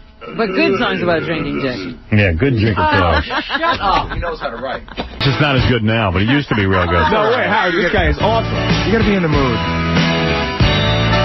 Nah, you know what it is? It's just getting old, this song. It's old. No, it's not. What do you have his greatest hits? What are his other greatest hits? Airwaves of London. Yeah, excitable. Standing up. Play it all night long is when he's ripping on Leonard Skinner. That's awesome. Oh, yeah, play that Dead Band song. Yeah. No, Excitable Boy was good. He was such an excitable boy that he was. He raped little Susie. He was all right, this dude. No, he still is. What about Desperados Under the Eaves? That's a great song. That's a real good song. Well, you know what the problem is? You go back and listen to these and they suck. No way. It's better in memory. Howard, there's a line in there that's awesome. He says, don't the trees look like crucified thieves? How cool is that? You're a douchebag. Would you just go let somebody tackle you? Don't think about the horses. Casey's like way into like torture people's music. Yeah, and like Lou Reed and Hypo. The best song Lou Reed ever did, though. I got to tell you, I'm not a big Lou Reed guy because he's such a dickhead. And if you ever see Lou Reed, just go up to him and go, "You look like Joe Piscopo," and that drives him crazy. Well, just say Howard Stern. One time, John said Howard Stern to him, and he just choked him. Yeah, started choking him. But the best song I ever heard, it's one of my favorites of all time. What's that? Was Heroin. That's a great song. When they put the spike into my arms. I used to play that in my house. My mom was sure I was on heroin. I loved it. It's all that high-pitched screaming in there? Yeah, and I'd be in my room. When they put the spike into my arms. I was just like, yeah. But you were a weird kid, too, because you used to listen to that other depressing song, The Needle and the Damage Done. Oh, God. Hey, Neil Young is the greatest. Don't goof on that. Kill yourself here. I've seen the needle and the damage done. At least that's a good song. A little I don't know bit this of other it. crap you're talking about. Oh, you were like, Lou Reed. Get me Lou Reed's Heroin. I don't know about this other crap. And you know what the other song that he does is good? Jane. You know that one. Sweet Jane. Sweet Jane. I was confused by Lou Reed because on one of his album covers, he's dressed up like a chick. Well, there was a time. Was he a homo or he was what? hanging out with David Bowie back then. They all dressed he's like fine girls. now. He was trying to be like a homo. No. He was, though. He was in that whole Andy Warhol world. I think he was a homo and then suddenly became a heterosexual. I think he discovered he was straight. Yeah. No, I think he's much to his chagrin. He's always screwed around both ways, I think. Oh. When I put the spike into my vein. I was like, wow. Yeah, that sounds really good. You know, when he was younger, his parents took him and gave him electroshock therapy. Good. He deserved it. Yeah, he still should To cure him of being gay. That's why they did Oh, really? Yeah. Well, it worked. It's almost as bad as his father making him wrestle. You don't got that Lou Reed song? Oh, no Lou Reed. Damn. Thank goodness. Gotta give me a Napster download. Okay, you want Heroin? Heroin. Okay. Also, you know what's a good one? What's that, Rock and Roll? You know, she started listening to that fine music. You know, that's... Get out of here. Just go get me Lou Reed's Heroin. Stupid. Gary, he's into the worst music. I love Steely Dan, boy. You are not Steely Dan, Pretzel Logic. Warren Zevon's great. Well, maybe not that one. I saw the guy bounce off the stage. You would have loved it, too. I don't care what you That I did. would have loved. I know I would have loved that. But Neil Young was the best. Neil Young, I don't have a quarrel with. Yeah. You ever hear that song, Cortez the Killer? Yeah. That's awesome. I know all that Neil Young crap. That's great. I listen to all that crap. I might cover one of his songs with the Losers. Neil Young is not crap. Yeah. There's other stuff you're talking about. Yeah.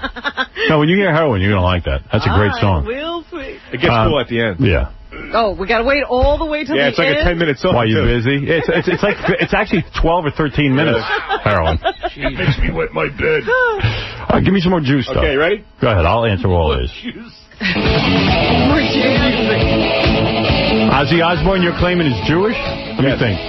There's no way no guy with tattoos on his fingers is Jewish. I say he's not Jewish. You'd be right. He's not Jewish. Yeah, there's no way Ozzy's Jewish. There's nothing Jewish about Ozzy. Plus, he was born in England. I don't think they have Jews over there. Oh, they must. If they do, they're keeping it a secret. Yeah. Go ahead. Yes, Adam Duritz is a Jew. Duritz? Got that kinky Jew hair? Yeah, he's Jewish. He's Jewish. Is that his real hair, those dreadlocks? Yeah. Of course. I can't remember. You're right, he is a Jew. Adam Duritz is a Jew. I guess you get thrown by the name. The sad thing about Casey is he's a football player who can't play football. Yeah. What does that have to do with the Jewish game? Everything. I've hung out with Adam. Went to a hot chick party with him. Oh, but the hot chicks never show. We're always goofing on Adam when we hang around him, too, because, he makes his whole living about, he gets chicks, and they break up with him, and then he writes a song about it. I think this one's about Courtney Cock. Is he really that depressed? Yeah, chicks are always, dumping him, I guess. What's wrong with him? He's like, nah. He's always, falling in love with them, and they dump him and break his So heart. it's not him breaking up with them? It's a chubby Jew from Long Island. Because wasn't he with Courtney and... Yeah. He's with Jennifer Aniston. That guy's got a resume. He's got Christina Applegate on it, Courtney Cock, Christina Applegate, Jennifer Aniston. He's had them all. But then he waits. No, they break up, and then he writes a song about it. He's a great guy, though. I went to a hot chick party with him. Was he with that other one, the Vampire of Rock? What's her name? Winona Ryder? I don't know if he had her. He probably did. He gets them all somehow. But he works them. I've seen him in action, too. He's got a whole different move. I'll tell you how he works. You want to know? Yeah. Want to know his move? I don't know if he likes to be talking about his move, but... You'll expose him, and then everybody will see his move and laugh. Yeah, he's got a move. What's the move? He tells him that he's depressed from the last one, right? Right. Well, here's the deal. He calls us up. I was out in Los Angeles with the great Pat Menachia, who just finished the New York City Marathon. Wow. What was his real time? Did you find out? Yeah, it was 4:04, but Pat even explained to me, he says, listen, I've run 1 million marathons. I've run them in 3:40 and stuff. He stopped. Whenever he saw his friends along the way, he'd stop. He'd rap to them, give them a hug. Why are you making excuses? 4:04 is a good time. Yeah, I know, but he can do it under 4. I just want you to know that. He's done it. Don't stop, you idiot. Keep running. He felt if someone's waiting out in the cold for him for 3 hours, you better stop and say hi. He's like the greeting commercial. I was at the finish line. He high-fived me and stuff and stopped. So See, you took another few seconds off his time. he turned the whole thing into a party. I don't want to run it fast. He ran the party in 4:04. He had a whole philosophy. Sounded like he went to see how slow he could go. But anyway, it was me, Pat Menachia, Ralphie Boy. Yeah. And who else was there? It was just us three and Adam. Mm-hmm. Adam Duritz. So Adam says, you boys are lucky you're in town. Hot model party. Now, who did he just break up with? Who was he? I think Courtney Cock. Yeah? Yeah. So he goes, a hot model party. I go, holy mackerel. Hot model party. Let's go to it. Let's see what's happening at this. Meanwhile, I was married at the time, not looking to be a player. But what the hell? I'm not dead. I want to see a hot model party. Let me. You heard about these things. Let me go experience it. Let me flirt a little. See the action. Yeah, I mean, don't hurt the look. And plus, Pat was single, and Ralph, of course. You were trying to help your boy. Yeah, help my boys. I don't want to see Adam in action. Ralph was married to you. So we were staying at the Four Seasons Hotel. It turns out the hot model party's at the Four Seasons Hotel. So you don't even have to go very far. Yeah. Oh, I'm like, oh, this is beautiful. I don't even have to. And if it sucks, I can just leave and go right back to my room. Yeah, but you can drink because you don't have to drive. Right. And I'm saying, boy, I should be single because then I could take the hot models back to my room and bang them. Wow. What a perfect setup. Once I meet them. So we get all excited. We say, let's hit the gym because they got a gym over there. Oh, you got to pump up we're before gonna pump the party. Up. And we're in there. Like, I did 6,000 reps of chest. Getting ready for the hot model party. So funny. I'm telling you, I was pumping away. Too exhausted to go to the party. Yeah, I mean, I'm down there pumping, and we have the cell phone with us. The cell phone rings, it's Adam. He goes, I see Pat, very serious look on his face. He says, listen, the party's been downgraded to a hot chick party. Why did it get downgraded? Somehow Adam was confused. It wasn't hot models, it was hot chicks. And I said, you know what, boys? I'm going to tell you something. I like this better. Because hot models are all snotty. Yeah. They think they're too good. The hot chicks on for the other hand. dweebs like us. Hot chicks, on the other hand, might actually like us and want to talk to us. They could be easy. That's right. Party's been downgraded. Downgraded. That's funny. It's a downgrade. One model. But Adam says he's still going, so we figure he knows something that we don't. Must be good hot chicks. And I think Adam was doing the Pretty Woman deal that night. You understand what I'm talking about? What's that? Where he walks in the rock star, it's regular chicks, and he's going to touch one of them and tap them and bring them out of obscurity. Come on tour with me. That's a beautiful thing. He's the fairy godmother. Right. Hot chick party. Oh, that guy's living in like a dark place, isn't he? What do you mean? I mean, I've got all of his stuff. I'm a huge fan of his. I've listened to his stuff, and it looks like he was going to kill himself. Nah, that's all. That's PR. He's fine. I seen him in there. He goes to a record store. They got another guy who writes that stuff. He's having more fun than you know. Chicks love guys that they can fix. Right. But he's a bit of a mess. Oh, come on, Jackie. So, you know it's true. We walk into the hot chick party, and lo and behold, all I see is guys in this room. All I see is guys. It's really been downgraded now to a hot guy party. I look to my left where the bathroom is. Two chicks are in there vomiting. All right? They're vomiting in the toilet. Because the guys are so vile? I don't know what was going on. The chicks walk out, and they're like, oh, it's our birthday party, and blah, blah, blah, blah, blah. They actually were throwing the party. Yeah, they weren't even that hot. So I go over and I sit on a bed, because that's the only place there was to sit. Sitting there the whole night, dudes are talking to me. There was one chick there that Adam knew that he wanted to get close to. He sits right down on the couch, and he moves in on her, like literally like a barnacle on a boat. But what is the move? You were going to tell me his Sits down, and he starts whining right away about chicks and how he needs a good woman. Oh, boom, boom, boom. All sensitive guy. Sensitive rock star. Hates being a rock star. Is very sensitive. Lonely. Me, Pat, and Ralph are looking at this, laughing the whole time. And Adam don't even care if we look. But the girl is listening. Oh, my God. Like, it was like he was Professor Einstein giving her the map for the atom bomb. Yeah, right. Here's how you make an atom bomb. Set the hook right in the mouth. Yeah, right.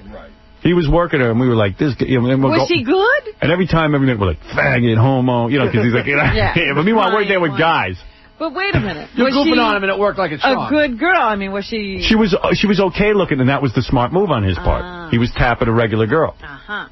He knew what he was doing. Nice. He's like, hey, here's one that ain't going to mess. Courtney Cock is a pain in the ass. Yeah, all those stars dump me. This one's going to worship me. Here's a mountain I can climb. Yeah, right. Here's a mountain not only I can climb, I can live up here for a couple of weeks. I can camp out.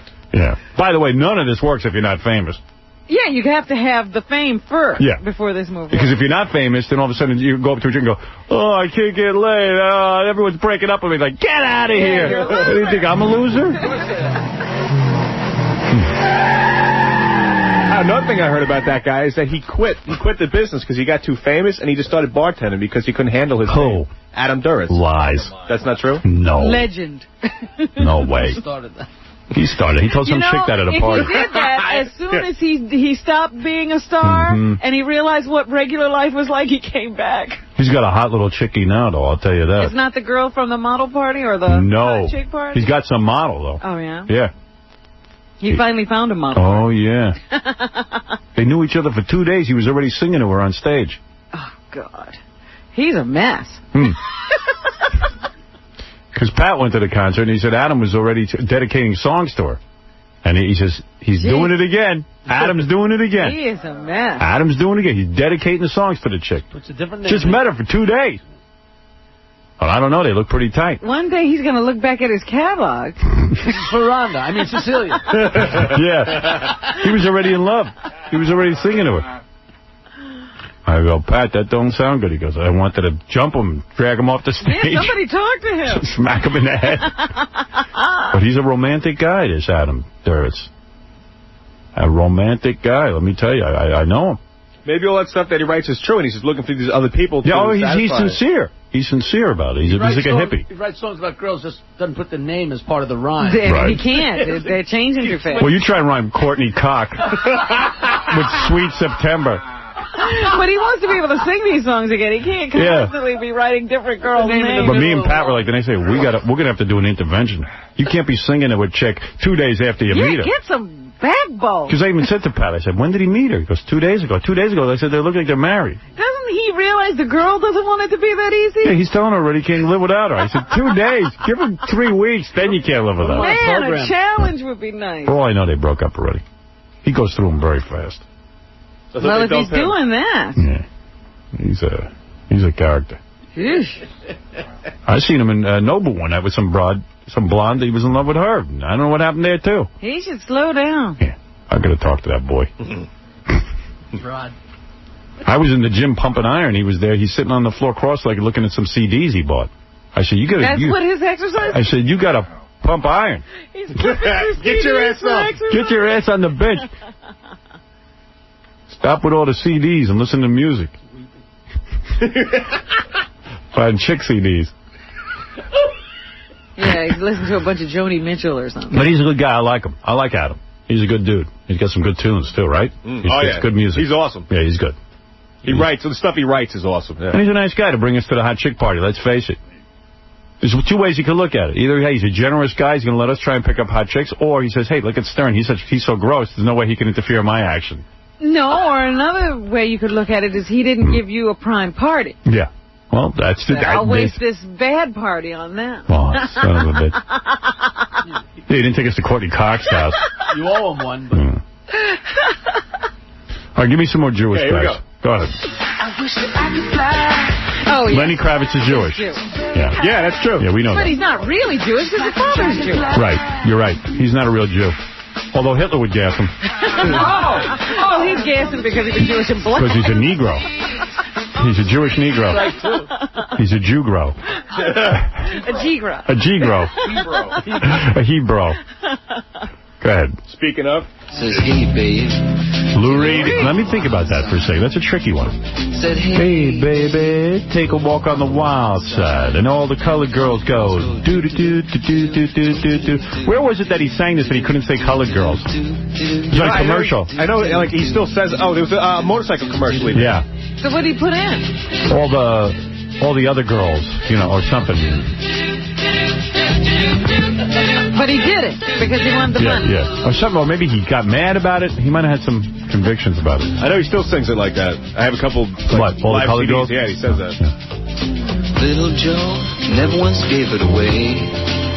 Is he a Jew? I'm going to say... Had to pay and pay. He's got the curly hair. Hustle here and a hustle there. He's got the Joe Piscopo face. I say he's not Jewish. I say he is.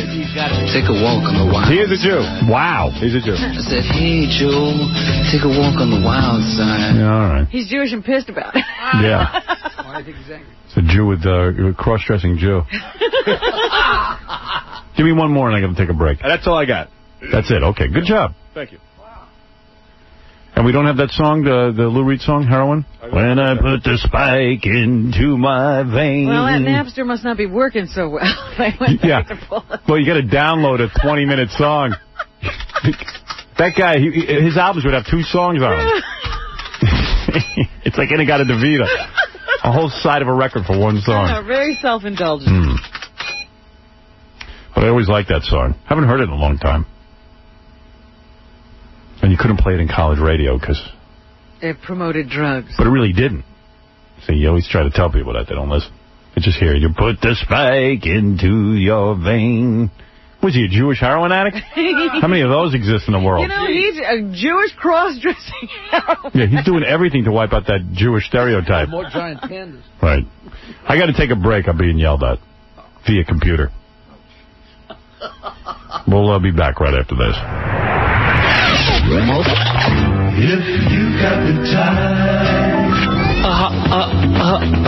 Hi, this this is John the Stutterer, and you're listening to Ben Stern's mentally disturbed, masturbating masterpiece. Today, Junior! Howard Stern. Howard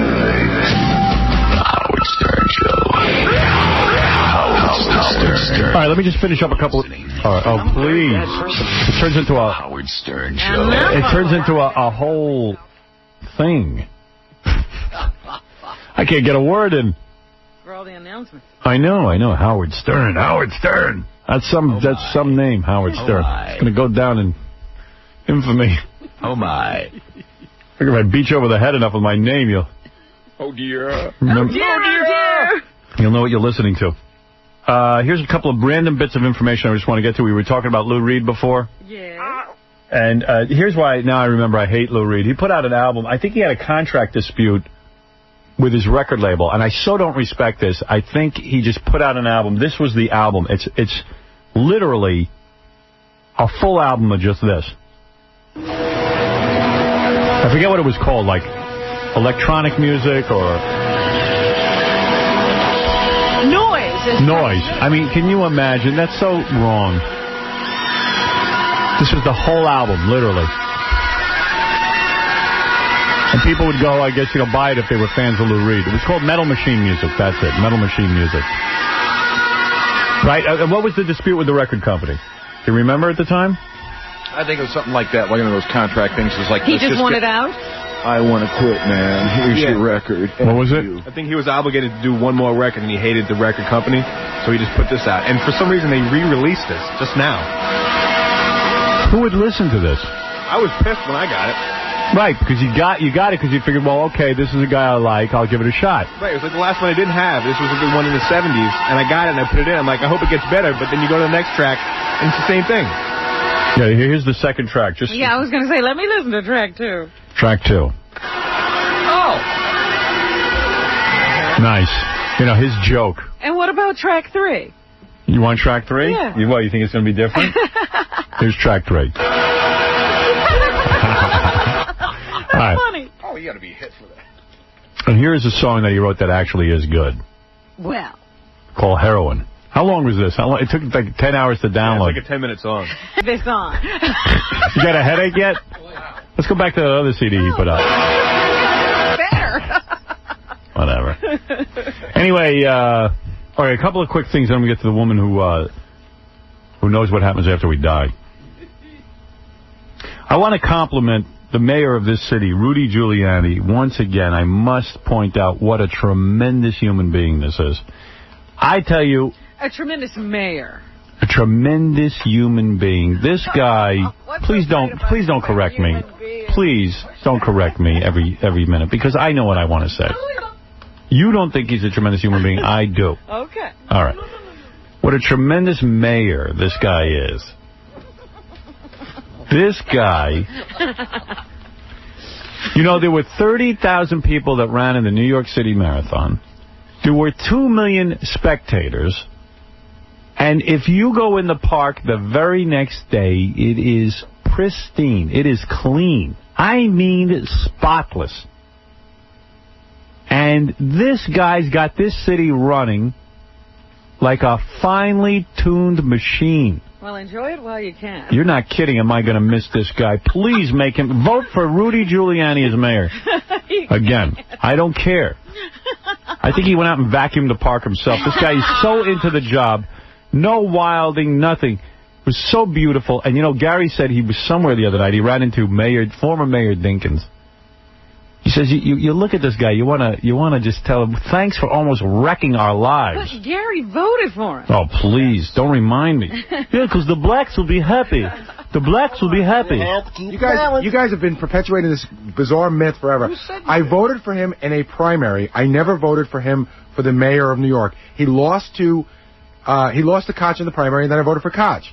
So I voted you voted for Giuliani. I mean, you voted for Dinkins. No, I voted for him against Koch in a primary. Why would you do that? Anymore. Because at the time I thought he might be better. It was early on. He had no record. You were like, well, that's it. Vote for a guy with no record, like Hillary Clinton. You gonna vote for Hillary? Did you vote for Pataki? He Yes. didn't have a big record before he got... Pataki was a public servant. He had a... So was Dinkins. No, he was a clerk in an office somewhere. He was a clerk. That's what he was. He wasn't a clerk. He was a clerk. Married people. He was in charge of marriages. That's who you voted for. That's not true. Tell everyone why you voted for him, because you were like, you know what? He's black, and then the blacks will calm down. I was thinking about this again because I knew this rat was... Every time you see Dinkins, you want to go, hey, man, thanks for sitting out Crown Heights for a month watching people die. The city burned, and he did nothing. Nothing. And a report came out and proved it. Yeah. He's the world's worst. And he walks around with a big smile on his face. I saw him at the Friars Club, and I'm thinking, like, how does he even walk around New York City? Yeah. Like, he should go to Cleveland or something. Well, when you have that liberal bench, you did the right thing letting the city burn. Yeah. Let everyone do their own thing. And did he ever apologize for that? No. He doesn't have to apologize for anything. He sits over there at his tennis stadium. The world's worst mayor ever in the history of mayors. Worse than the guy in Washington who was convicted of crack. That's right. Stop it. He was better. Oh, wait a second. Marion Barry is better than Dinkins. Absolutely. Did Marion Barry ruin the city? No, it was ruined already. He didn't ruin anything. He ruined Marion Barry. He kept it real. It certainly didn't come back under his... Anything he did wrong, he did to himself. I respect that. He'd have been better off, you saying, if he was on crack? Yeah. But this guy Giuliani, God bless him. If you see him, kiss his feet for me, will you? What a man. What a human being. What a mayor. Oh, you know, I'm getting teary thinking about him. That's going to be our big decision next year. Oh, there's nobody to replace him. He should be mayor for life. He can't. He's done. No. I refuse. We have to now wait for another guy to come. There's going to be a revolution in this city. Can't you change the law? Nope. We're going to change it. I'm going to change it. You know what's cool about Giuliani? Not in time for him. I'm going to clone him. You know what I'm going to do? Here's what I'm doing. I just figured it out. I'm running for mayor. Yes, and then giving it to And I will give it to Rudy Giuliani. I wonder if that's possible. Can you? There's no vice mayor. I am announcing right now. Deputy mayor. Is there? Yeah. I am announcing right now. No, I will remain in name mayor. But Giuliani will be running everything. I'll give him full credit. I will sit back and allow Mayor Giuliani to have another term. I am so in love with him, I'm going to marry him. Such a human being. I'll be his puppet. That's how much I'm my own man, but I will be his puppet. Whatever he wants to do. If he wants to be mayor, and I think he does. I think he loves it. Odd that he doesn't even have anybody he would like to succeed him. Yeah, he doesn't know who he wants. There's nobody good enough. Howard, he doesn't know who he wants to succeed him, right. But there's a long list of people he doesn't want. Yeah, He'll tell you all the names of people he doesn't want. Well, I am offering to the city right now my name. Now they're going to ask you about your finances again. That's all right. I'm ready to reveal. You're ready. I have no money left. You can know everything. That's a perfect time for me to reveal. I got no future job, and I got no money now. There's my finance. Zero. You're ready to run. That's right. Is the phone ringing yet? Because that's what I'm doing. I am throwing my hat into the ring. You don't have a hat. Oh. I am running for the mayor of New York City with the intention of handing the entire job over to the greatest mayor that ever lived, Rudolph Giuliani Jr., or whatever his name is. Well, that's fine. Good. Thank you. And I'm excited about my candidacy. I don't see why that's not possible. Rudy will make all my speeches for me, everything. He'll still be there. Yeah. He doesn't even have to move out of Gracie Mansion. I will never bother him. I'm never going to look to live there. I just want him running things. You're just moving Town of Hanover out. Right. Oh, I'll get rid of her. She'll go do vagina monologues. She got a job. God bless Rudy Giuliani. Yeah, because what's he going to do? I'm glad he got cancer. I'll tell you why. Because now he's not going to be the senator. He'll be available to be our mayor next after 2 years. You're always thinking of yourself. Yep. I love this guy. And he loves being mayor. Loves it. I believe that the only reason he was running for Senate was because he couldn't be mayor. Right. That is absolutely right. I love him. I love him. I think you should call over to City Hall. I love him. Make that proposal. Call up City Hall and tell him I need to speak to somebody in authority. You're ready right to now. Do this. I'm ready to announce right now. You figured it all out. That's right. I might marry this guy. Yes, Vinny. Howard, he can run again in 4 years. Yes, but I want him. I want him in office now. I drove over the Verrazano Bridge about 2 hours after the marathon. You wouldn't have thought there was anybody there. They're like 2 hours early. There were like 30,000 people. Clean. It was all cleaned up. Cleaned up already. 2 hours after the marathon started. Right. Unbelievable. God bless this guy. Great guy. You bet. Big fan. Thank you, Benny. Big fan of yours. David Dinkins, you're on the air. Hello there, Howard. Yes. How dare you? How dare you call in? How could you put me down like that? For years I was in there helping the white man. All right, get lost. Isn't that Tiger Woods? All right. While we're getting on the phone to the greatest mayor that ever graced this planet, we are going to... You're not too lavish. Oh, I would lick his butt. Oh, Giuliani, get in here. Get in here. Pull your pants off and I'll lick it. You're the only man I do that for. Lick the cancer out. What a guy this guy is. This is a guy you got to worship. No. It's a treasure. You shouldn't worship any man. Yes. Worship him. You want to see a perfect man, it's him. Oh, wow. You should sleep with him, Robert. Please. If you had any, if I was a woman, I'd be sleeping with Rudy Giuliani. Really? That's Even right. with his prostate I'd cancer? spread my. That's right. I'd spread my legs. I would spread them wide open. Can you have sex with prostate cancer? Sure, you could. I'd get him going. You'd rub his seeds and get him all excited. I'd suck the cancer out of him. Radioactive seeds he had him planted. I'd suck the seeds out of him. You missed the spot. Oh. He'd be very well taken care of, our mayor. Chemo Schlemo. I'm your therapy. Come on, I'm spread open on the bed here. Come on, Rudy. Come on, let me have it now. Come on, give it to me good. What turns you on? A clean park. A clean park, you don't see any of the violence. You don't see any problems. They're all swept under the carpet. I love it. I would put your wig on. I can't even find homeless. You know what? Yesterday, I'm walking down the street, and this woman... I missed the homeless. You know how you talk about those scams that go around the city? Yeah. There are people who walk around with baby strollers, ready to give you a story for some money. And I'm walking up the street, and this woman stops me, "Excuse me?" And I stopped because I thought she needed directions or something. That exact same thing happened to me yesterday. Really? Because they come out at the same time. And what happened? What was the scam? I said, she starts, because she's ready to put on a face and she's going to work up some tears. I looked at her and said, "You got a story. I don't have time." And I walked away. Oh, that's smart. You give them like half a sentence because you think they're going to say, "Where's 6th Avenue?" or something like that. Right. It's kind of a long story, but my father is in Brooklyn, and my baby, she started with my baby. I said, "See ya." White chick, black chick? Indian or something. Indian, I don't know what the heck That's a whole nother universe. It's a whole nother scam. Senator Beetlejuice, you're on the movie set. What is it, Senator? It's me, Beetlejuice. Yeah, Beetlejuice. Thank you. Came me from California. Right, and thank you for everyone. What did the senator just say? Everyone vote for Beetlejuice today. Everybody vote for me. This is my last day. This is the last day of campaigning. Or is it the last day of the movie? I can't tell which. How's the movie going? Oh, it's going great. What do you play? Huh? When I'm playing? Yes. Pinhead. He's a pinhead. He's in a real movie. This is what studio is behind this? Touchstone. Touchstone, see? Touchstone? Yeah. Wow. It's a big movie he's in. How much you getting paid? Huh? How much you getting paid? $30,000. Yeah. Really? Yeah. His quote is $30,000. And how much of a part does he have? I mean, how much of the movie is he in? He's in a lot, right? You're in a lot of the movie, right? Yeah. Yeah. Give me my part, though. And what's the story of the movie? Movie? Yeah. Headstone. Yeah. What's the story? All freaks. What? All freaks. He plays a football. He plays a football. It's a football movie. And Casey punts him. All right, Senator Beetlejuice, good luck. Hurry home soon, will you? All right. I'll tell you soon. All right. Catch you later, buddy. Right. Vote for Beetlejuice. Vote for Beetlejuice, everyone. He's in there. Could you imagine being on a plane and he's sitting next to you? Yeah.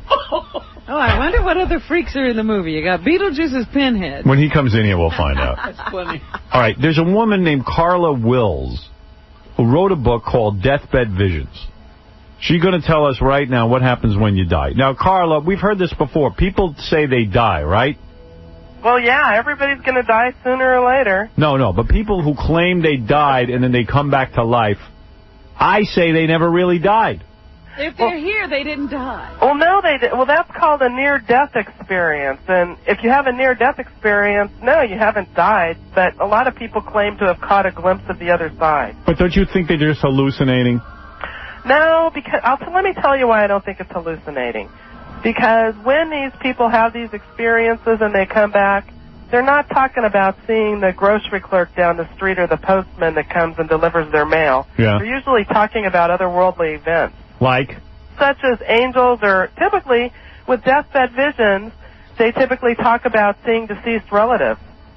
It's real consistent. And they see them in their human form. They see them in their human form. Sometimes they'll report seeing them in Give me a deathbed celestial vision. form. What do you mean a deathbed vision? She had proof that there's life after death. Oh, this is the proof. Oh. You're hearing No. I wrote this book for the person who has these experiences and who gets ridiculed by society. And That would be me. Yeah, you. That's right. Well, I'll tell you why it's so much nonsense. I'll tell you why. The real fair statement is nobody knows what happens when you die. These religions that have been built up, the Jews, the Christians, the Scientologists. But Howard, this isn't about religion. No, let me make my point. Okay. Nobody knows what happens when you die. Now, you're saying that you went ahead and interviewed people who were near death. No. Who did you interview? Dead people. This book is called One Last Hug Before I Go, The Mystery and Meaning of Deathbed Visions, and it's by Carla Wills Brandon. You couldn't have a longer title or a longer name. Now, let me explain something. I'm not pushing any religion. No, I know that, but what do you say? How do you know there's something afterward? Who told you that they saw an angel? Who is the person? These are historical accounts and current day accounts. Right. Who did you interview? Someone dying and then came back? No. I talked to people who were at the deathbed of people who were getting ready to pass. All right, I'm getting ready to pass. I have a high fever or whatever. I'm ready to die. And all of a sudden I say to you like this, oh, my God, Carla, I see a light. I see my Uncle Slimo. Oh. And then you go, and then you're going to... Let me write that down. Let me write that down. Is that what you did? Is that what you're telling me you did? Because I'm getting ready to hang up. Carla, in other words, that's... Uncle Slimo. Now, you tell me who Uncle Slimo is. And what I'm saying is, when someone is dying, they're still alive. They're not necessarily seeing anything except they're probably their body is shutting down and they're hallucinating, much like someone on acid. Now, what do you know about hallucinations? I've hallucinated heavily. I have. I've done LSD. Now, when people have, quote, hallucinations, they talk about hearing people out of their teeth, seeing little green men, the walls melting. Hallucinations are very chaotic. They don't make a whole lot of sense. Yeah, I know, but this is somebody... So you're saying angels make sense? I'll give you a story. I'm not saying angels make sense. I'm going to give you a story. Okay. Sam Kinison, who was a friend of mine, was, as you know, struck by another car, drunken driver, they say. I don't know, was it a kid, a drunken driver? Yeah. Yeah, okay. I think it was. Yeah. As he was laying on his road, his brother, who I'm friendly with, says to me, Sam was staring off into space. He says, I thought he was looking at me. Instead, he started to have a conversation. He went, no, I'm not ready to go. I don't want... Okay, I'll come with you. Now, that was like his last word, something like that. That's a deathbed vision. That's a deathbed vision. Now, what that is a guy, his body is shutting down, his heart was failing, his rib cage was crushing his chest. He knew he was dying. He knew he was dying, and he was, whatever it is, he was in a... You don't know what that is.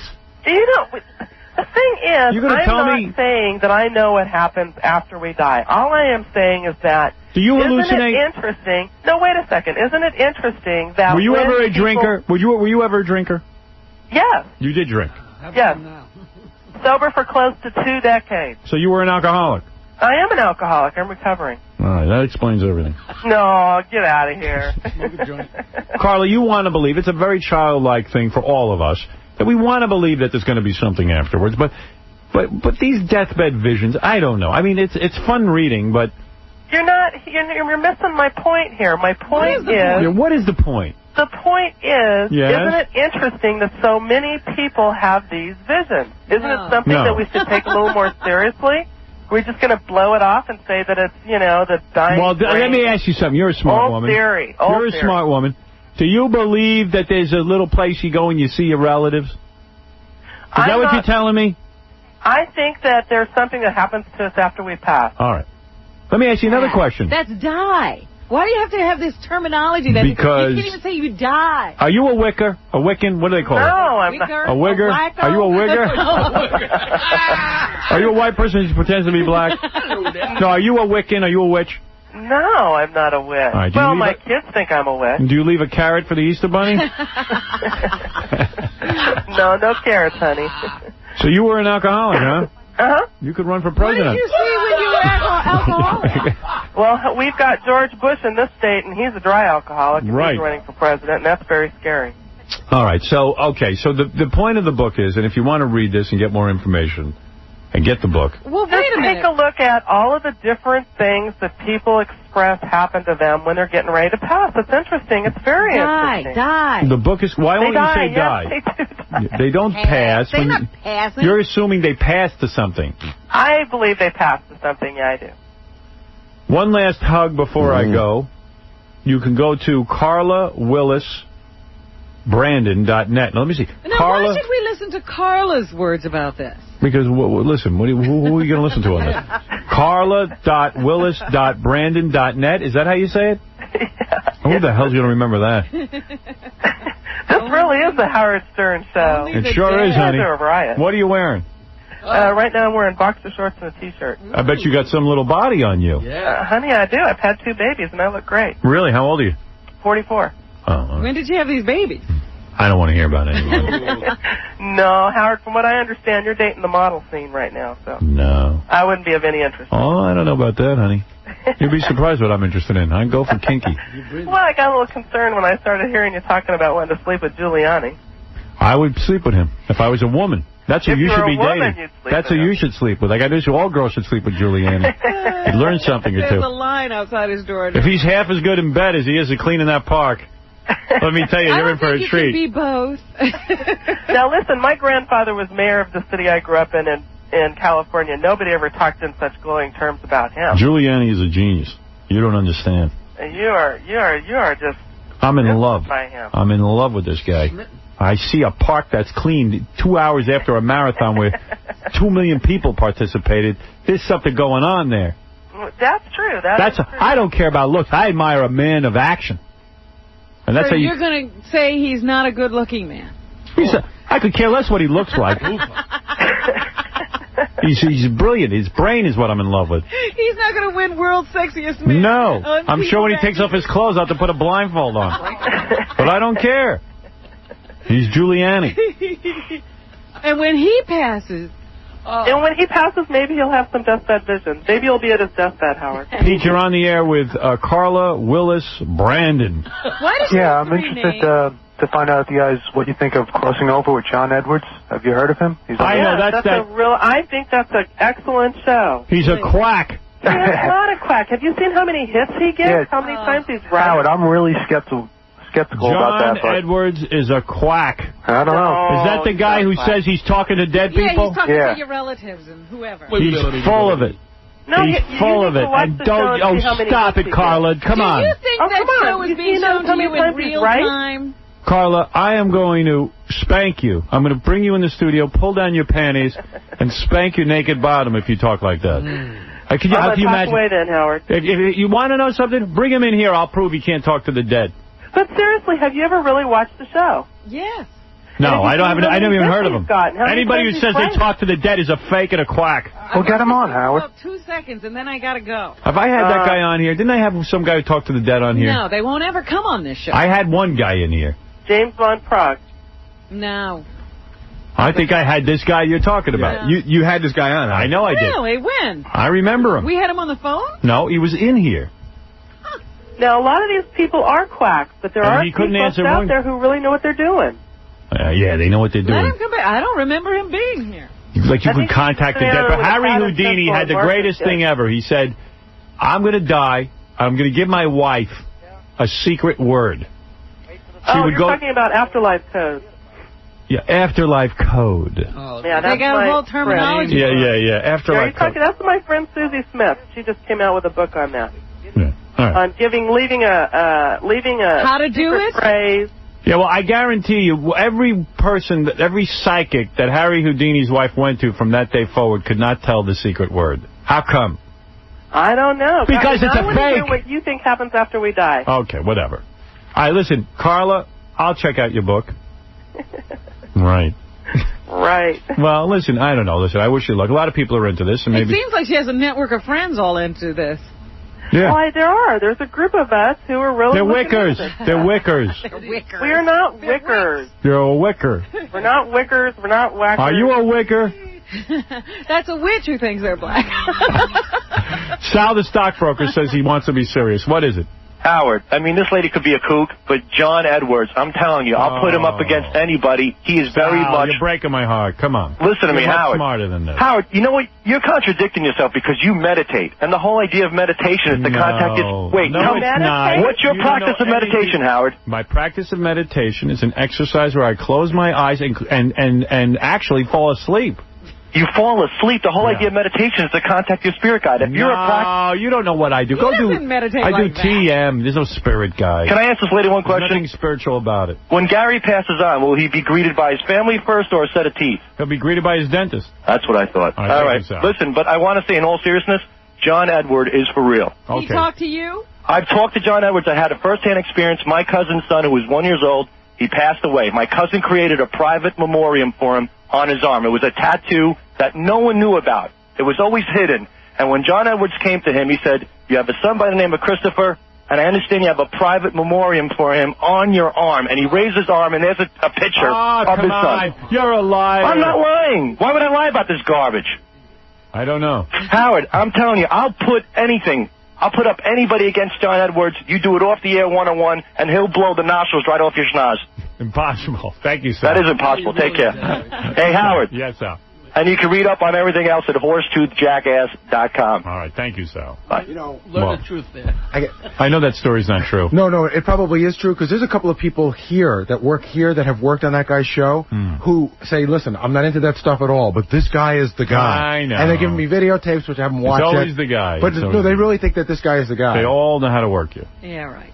Oh, Anyway. I don't think he's trying to work us. Oh, no, not at all. You wouldn't. No, a person who truly is able to do Honey, this you want sort to of believe thing. everything because you're a yenta. No. Are you Jewess? Huh? A lot of the Jewesses are bored with Judaism. They're now turning to Yeah, it this. doesn't have enough They need stuff going on. Yeah, they need the occult. No, I bet you're Jewish. But of course, in Judaism, there are lots of examples of deathbed visions. Are you as in Jewish? all other religions. Are you Jewish? Yeah, I'm Jewish. Okay, that's what I thought. All right, Carla Willis. Listen, it's Why time do you have three names? Answer me.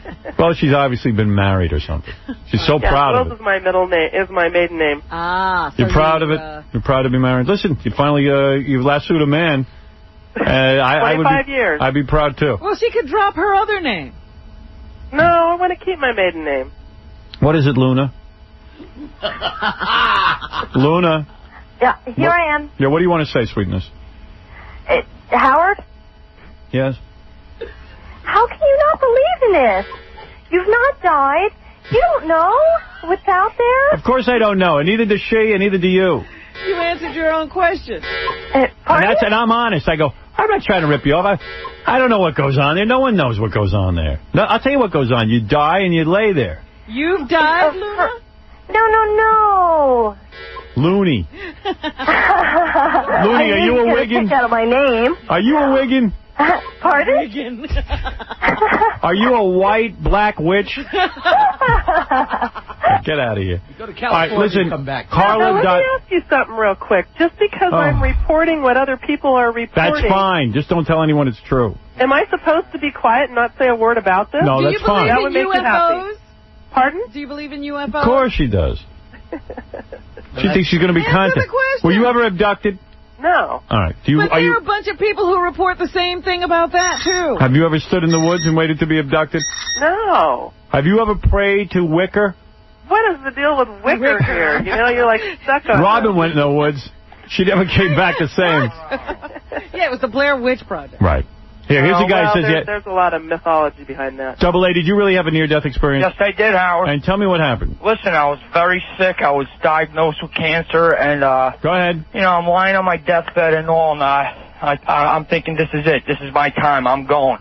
And I start to see my great-great-great-great-grandfather. He tells me, listen, stay where the hell you're at, because we're nothing but worm food over here where we're at, because there's no life after death. He said that to you. He said, forget about it. He goes, I'm getting chewed up like you wouldn't believe. Stay exactly where you're at. That's the real world. Have all the fun you can. Do whatever you can there, because once you're gone, that's it. You're gone. You're right. nothing but worm food. All right, thank you. Now you got a story, Carla. Double A. That's an interesting near-death experience there. I Carla, hope you took notes the worm food theory, yes. Heard it several Carla, times. you sound reasonable, but I think you should get some professional help. Seek some help. Yeah. Can you talk to cremated people? Well, you can talk to their spirit after they leave. They don't burn up. Their spirit doesn't burn up with them. No. Because I'm thinking of being buried. Are you going to be buried or cremated, Carla? I'm going to be cremated. You are. I'll maybe buried. I'll be buried and not embalmed. All right. Go to carla.willis.brandon.net if you need more information to purchase Carla Willis Brandon book. Which you so heartily endorse and believe in. Well, I don't believe, but I'm not going to lie to you. One last hug before... Now, you still haven't told me what you think happens after I'll tell you what die. happens. You just sort of like evaporate, disappear, don't exist anymore? Whatever it is that is you is gone. That's all. Done deal, huh? And your body either is burned or gone into the ground, and it's the end of you. You become like an orange or Have you ever been with anybody when they're dying? What? Have you ever been with anybody when they're dying? No, I make it a point not to be around dead people. I have several times. You have? What has happened, Robin? I was a nurse and nothing happened. They died. Yeah, but didn't you notice that something was different once they had died? Yeah, they were dead. Yeah, they didn't move. Dead, They didn't breathe. But didn't There's a big difference different? between living and dead. They were dead. Well, what are you talking about, Carla? What is she supposed to notice? You got to be joking. They don't eat No, I'm not joking. Your poor husband. No. When you're with somebody who is dying... Yeah, they lose... There's just a sense that nothing's there anymore, that something leaves. Something leaves. It's called the life. Yes, the life They force stop is breathing. gone. The life force is gone. And you want to know where it goes? It's not a spirit, though. It doesn't go anywhere. Like when you step on a bug, when the bug is dead, something's gone. You think an ant goes somewhere when you kill it? They did, okay, you guys are really going to laugh at me now, but I'll give you a chuckle. You know, years ago they did research on what happens when a grasshopper dies. Okay. And they measured the energy that leaves the body of a grasshopper, and they found that there was something there. Who found that? The people who are investigating. Senator Beetlejuice? There are also people who, there are people who are measuring, grasshopper. I knew I'd give you a chuckle. All right, honey, listen. She's so funny. There was a time when I was going to nursing school where one of the girls was given an assignment of a patient. You talk about nothing there. She was told to take this patient, give him a bath, dress him, and feed him. And she did all of that, and the guy was already dead. She didn't know it. She didn't know the difference. Well, wherever that energy that left it, I know energy left the energy left Fred a long time ago. I know that. Okay, that woman needs my couch. Hasn't written anything in 3 months. Can't contact him. That's right. Well, look, obviously a very gullible woman. And you want to believe. I think that to replace the alcohol, you now got a new fixation, this afterlife experience. I don't think so. I think you need I don't think Where did the grasshopper spirits go? So where did the grasshopper go? Where do you think the grasshopper went? What's the name of a drink? Oh, that's not my bag. You would be smart to go back to your Judaism and just go to temple and sit there. No, and pray. That's boring. That's boring. Yeah, see, this is more exciting. Right. Stop making up fairy tales. What I am doing is I am looking at what people are saying. Why go get drunk and go to temple? I'm serious. Take a grasshopper to temple. Oh, honey, you wouldn't want to see me drunk. It's a horrible sight. It's scary. All right. Here's Dave who wants the last word, and then I got to get the hell out of this conversation because I got to vote. What is it, Dave? Yeah. Hi, King. I like your show very much, but let me ask you a simple question. When you see a car outside on the street, do you think it happened by itself or someone made it? What, the car? Yes. I believe somebody made the car, yes. Someone made a car. Yeah. How about when you see a chair on the street? Do you believe it happened by itself or someone made it? I believe it was made by somebody. Exactly. All right, go ahead. I think I know where this is going. I think Exactly. Yeah. Now, when you see something, a universe as complicated as this, you believe it happened all by itself, a major explosion happened, and it just created itself? I believe, this is what I believe. I believe that I am someone who flunked 10th grade math, 11th grade math, never even could get into trigonometry.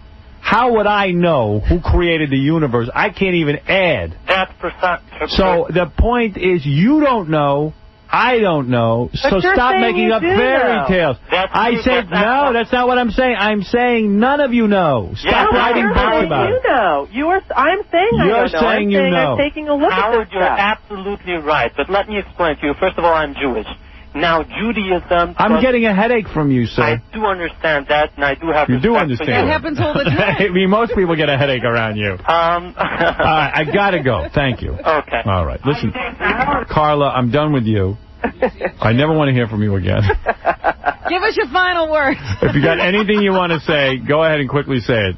Because you and I My never talking word again. is that I'm saying I don't know, but I'm looking at it, and you're saying you do know. You are saying... I'm saying none of us knows. So I don't speculate what I don't know. Nobody's ever come back to confirm. It's like saying to someone, gee, let's argue if there's a Santa Claus. Well, Howard, if I pass, I'm going to come back and let you know I survived. If she passes. Yeah. You will probably... When I die. Carla, you're a fascinating woman. I wish I knew what you looked like. I'm very good looking. Really? 6 feet tall with lots of red hair. 6 feet tall? Uh-huh. Red hair? Who do you look like that's famous? You know, Bozo was 6 feet tall with red hair. Do you look like Nicole Kidman? No, she's beautiful. Oh. Gorgeous. All right. And you got Somebody natural... back there doesn't think she's pretty? You got red hair? I have red hair. You got fire in the hole? All right.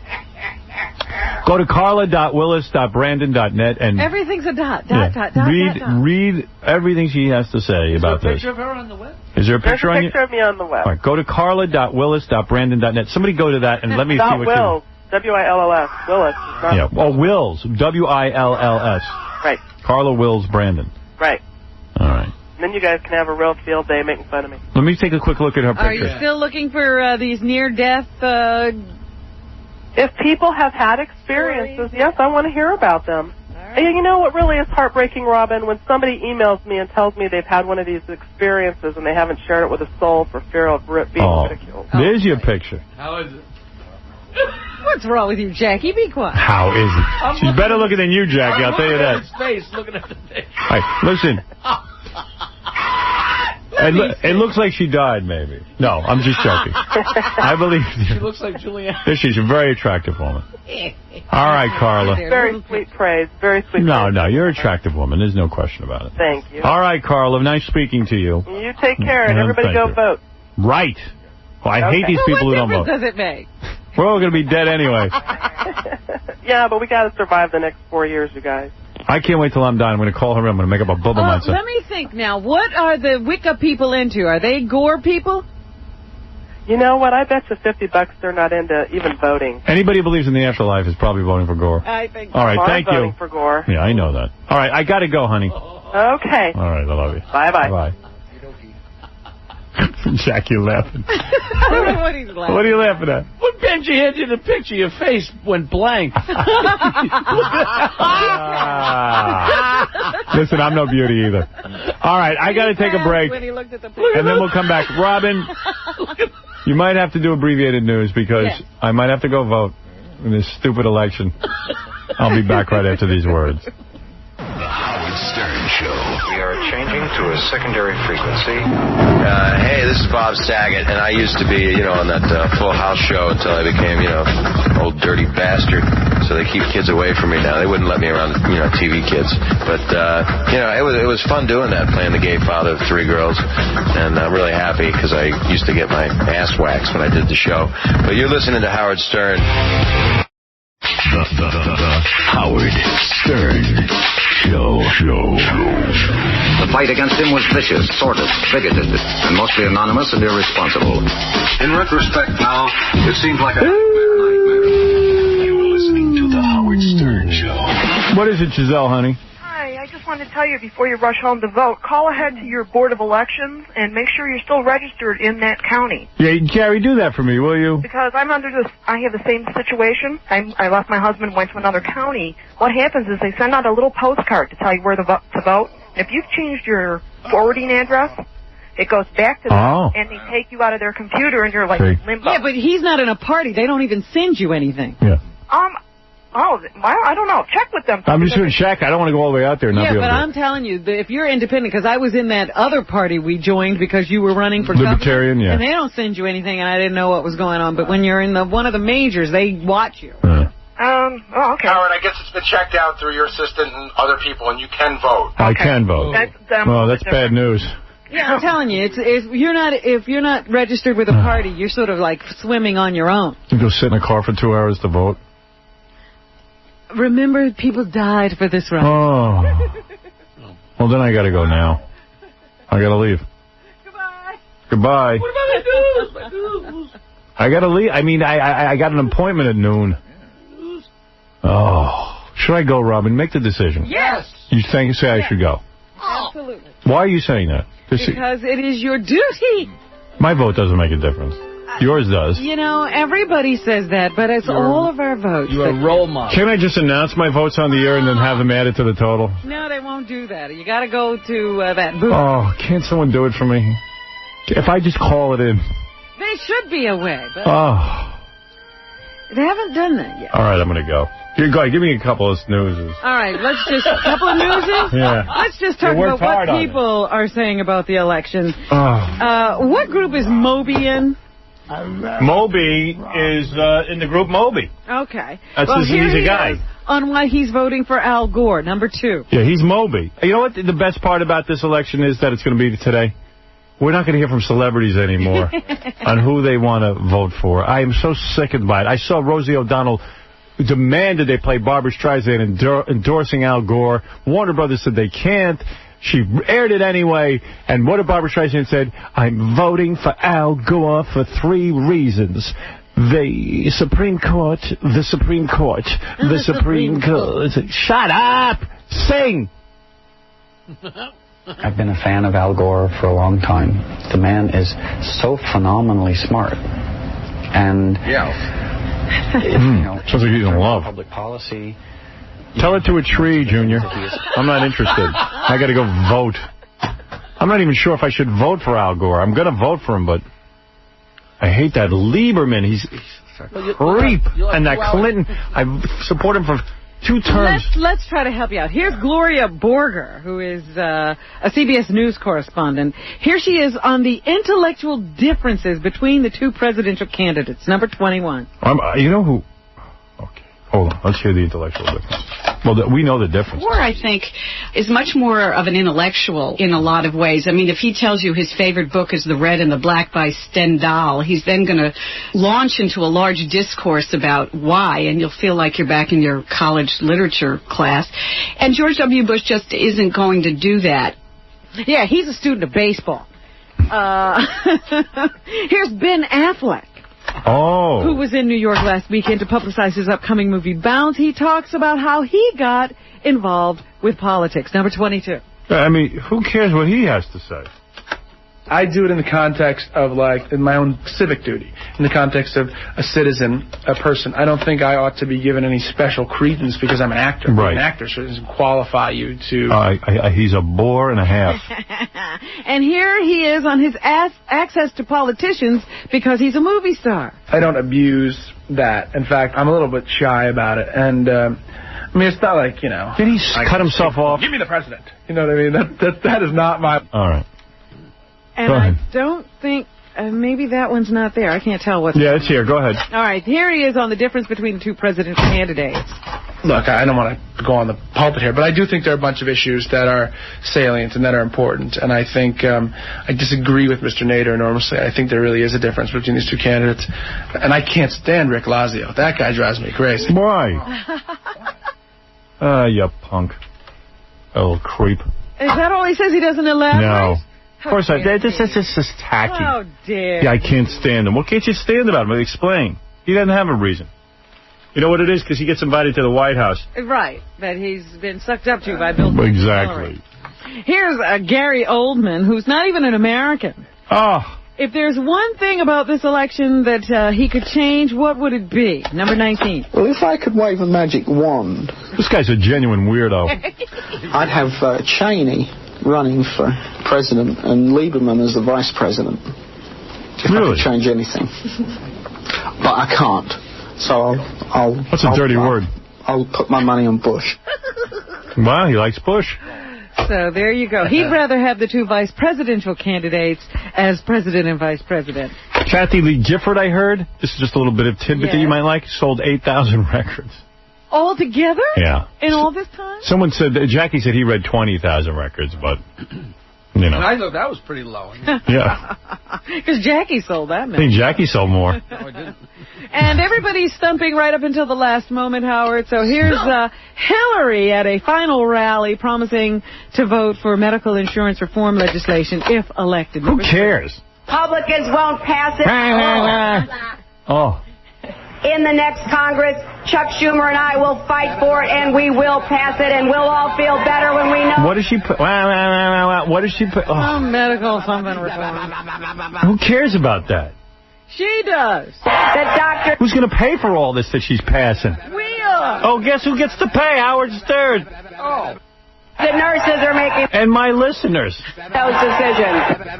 Oh, yeah. And here's Representative Rick Lazio at a final campaign rally. He predicted he will beat the First Lady. He's got Number 1. We're going to be able to celebrate a great victory tomorrow for America. For Vote New York, Lazio. because of your work and your commitment. See, you're not filling your head up with a bunch of junk. Here's Vice President Al Gore, who was still campaigning after midnight last night and got up early this morning and started again. Somebody said, give them hell. I'm going to do what Truman did. I'm going to tell the truth, and they'll think it's hell. So what? There you go. He's What going the hell to tell I the mean? truth and they'll think it's hell. Hey. Here's Governor George W. W. He says, hey. Well, here he is just talking about the fact that they're both locked in a very close race. Number 5. Now's not the time to quit. We're coming down to the wire. I'm running against a formidable opponent. It's called the incumbency. But I think we can prevail with your help. Yeah, times have been so bad. Why would you want to vote this way of life out? And he says he appreciates all the energy people have devoted to his campaign. Number 6. Should it all work out the way we hope? I can't vote. I got to go vote because I can't see a guy win who spent 20 years doing nothing. All the balloon drops and speeches, people nailing signs in the yard, people getting their Especially how politics. So this guy could not make it in the private sector, but as a politician, he's brilliant. neighbors at the vote.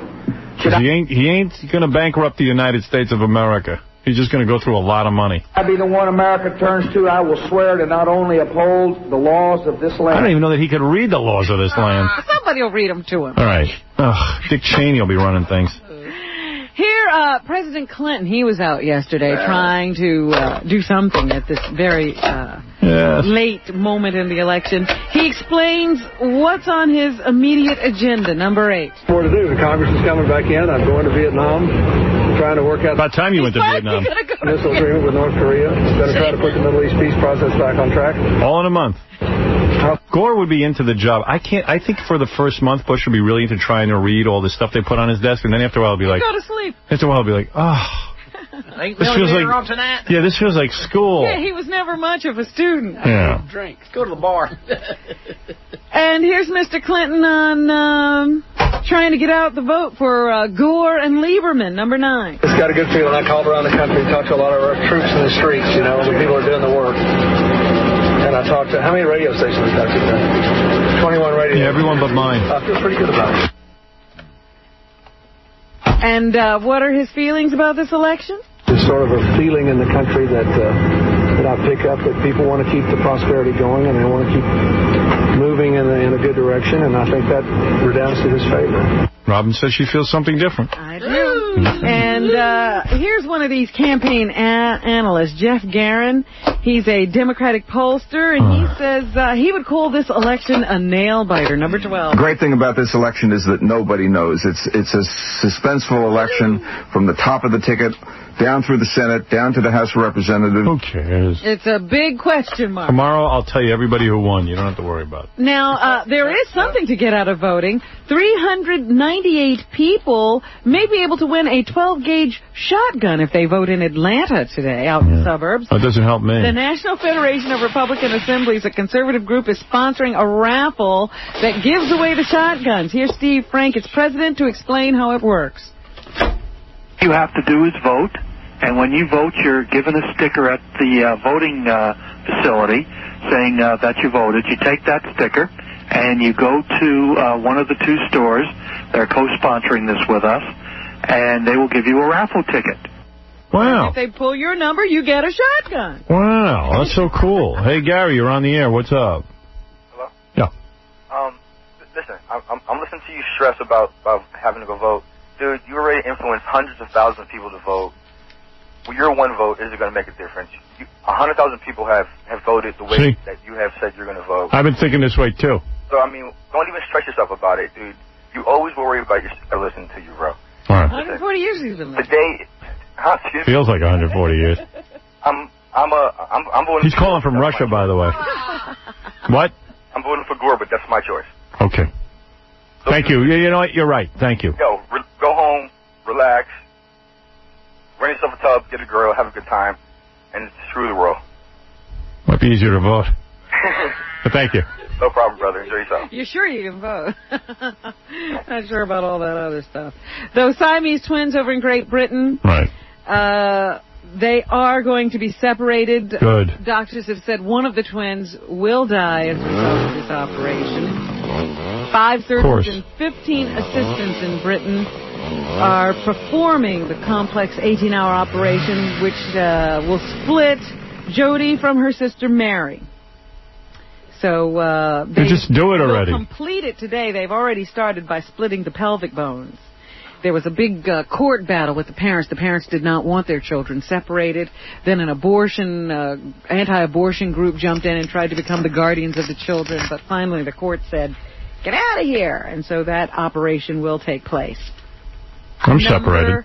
One didn't take 18 hours of operating either.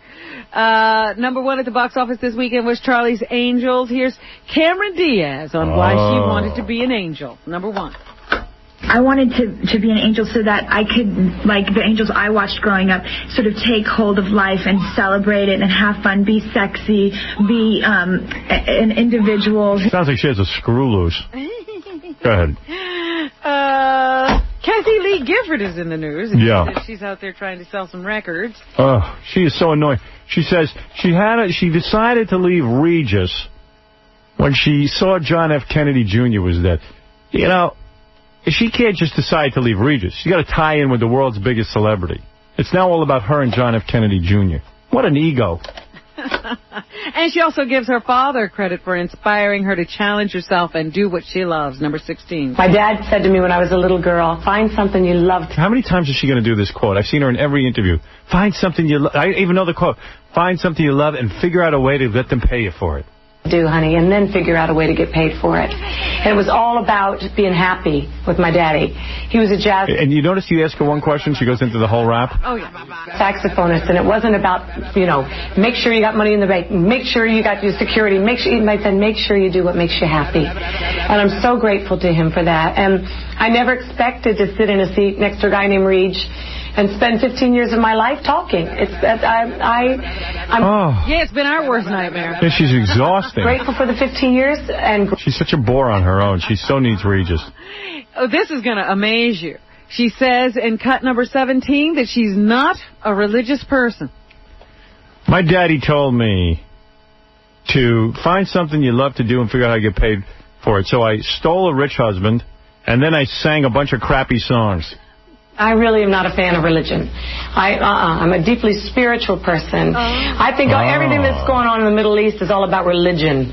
Everything that you can find in life that's going on that's good and helpful and kind is all about faith. Right. And that's a whole other thing. And more evil's been done in the name of religion. So when somebody calls me religious, I kind of cringe. I'm sorry.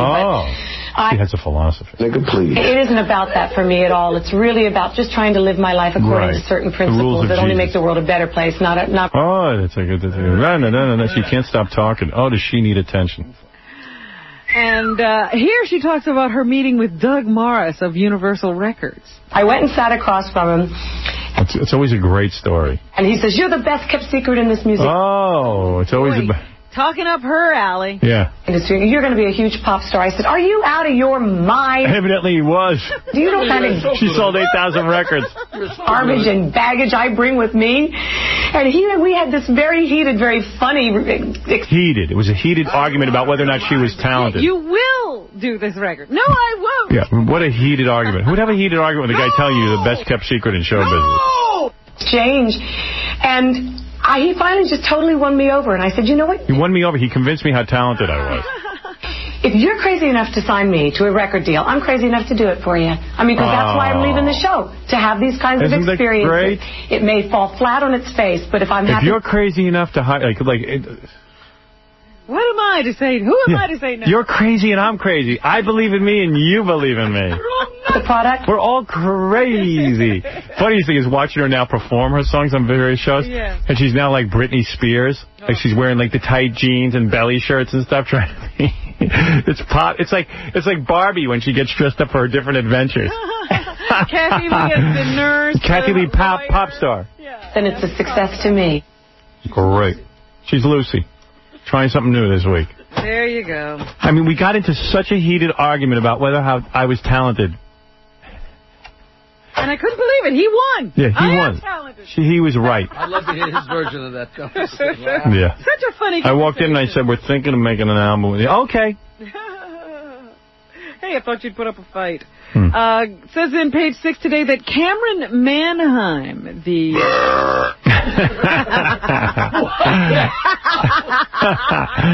Oh, my. She's that fat actress. The heavy-set actress. From The Practice. Jeez. She is having a baby, Howard. I knew it. I thought that was fat. She has gone for the in vitro fertilization. No guy wanted to bang her? From a friend. She was the one who Mike Walker told us a couple of months ago was paying $1,000 to anybody who could introduce her to a man. Right. And so now she's just gone and got the in vitro fertilization, so she's having a baby on her own. Good.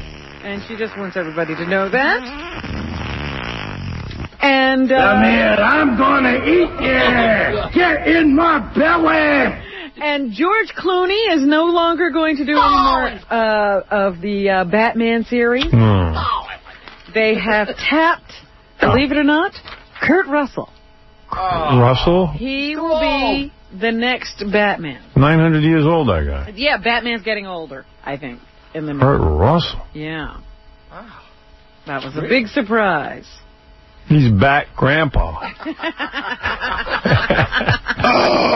And they say Joe Lieberman is a lock in Connecticut to become the next senator, or continue to be the senator of that state. Yeah, but Hadassah says she doesn't want him to win. So that's what's happening. Because he keeps inviting black people over the house. Go vote. All right. Thanks, Robin. Hey, Jackie, good for you. Your brand new Filthy CDF, Jackie, available on the Jokeland Web Mall. They're saying you're outselling Kathy Lee. Going like crazy. Or call 1-800-323-KING. I Thursday. met with Doug Morris, and he said, go to hell. Thursday, November 16th at the same, at the Palace in Stamford, Connecticut. And then there's a whole bunch of things you can do with Jackie. You can go to jokeland.com for MP3 audio. And Filthy 3D Joke Man. All right, we'll see you tomorrow.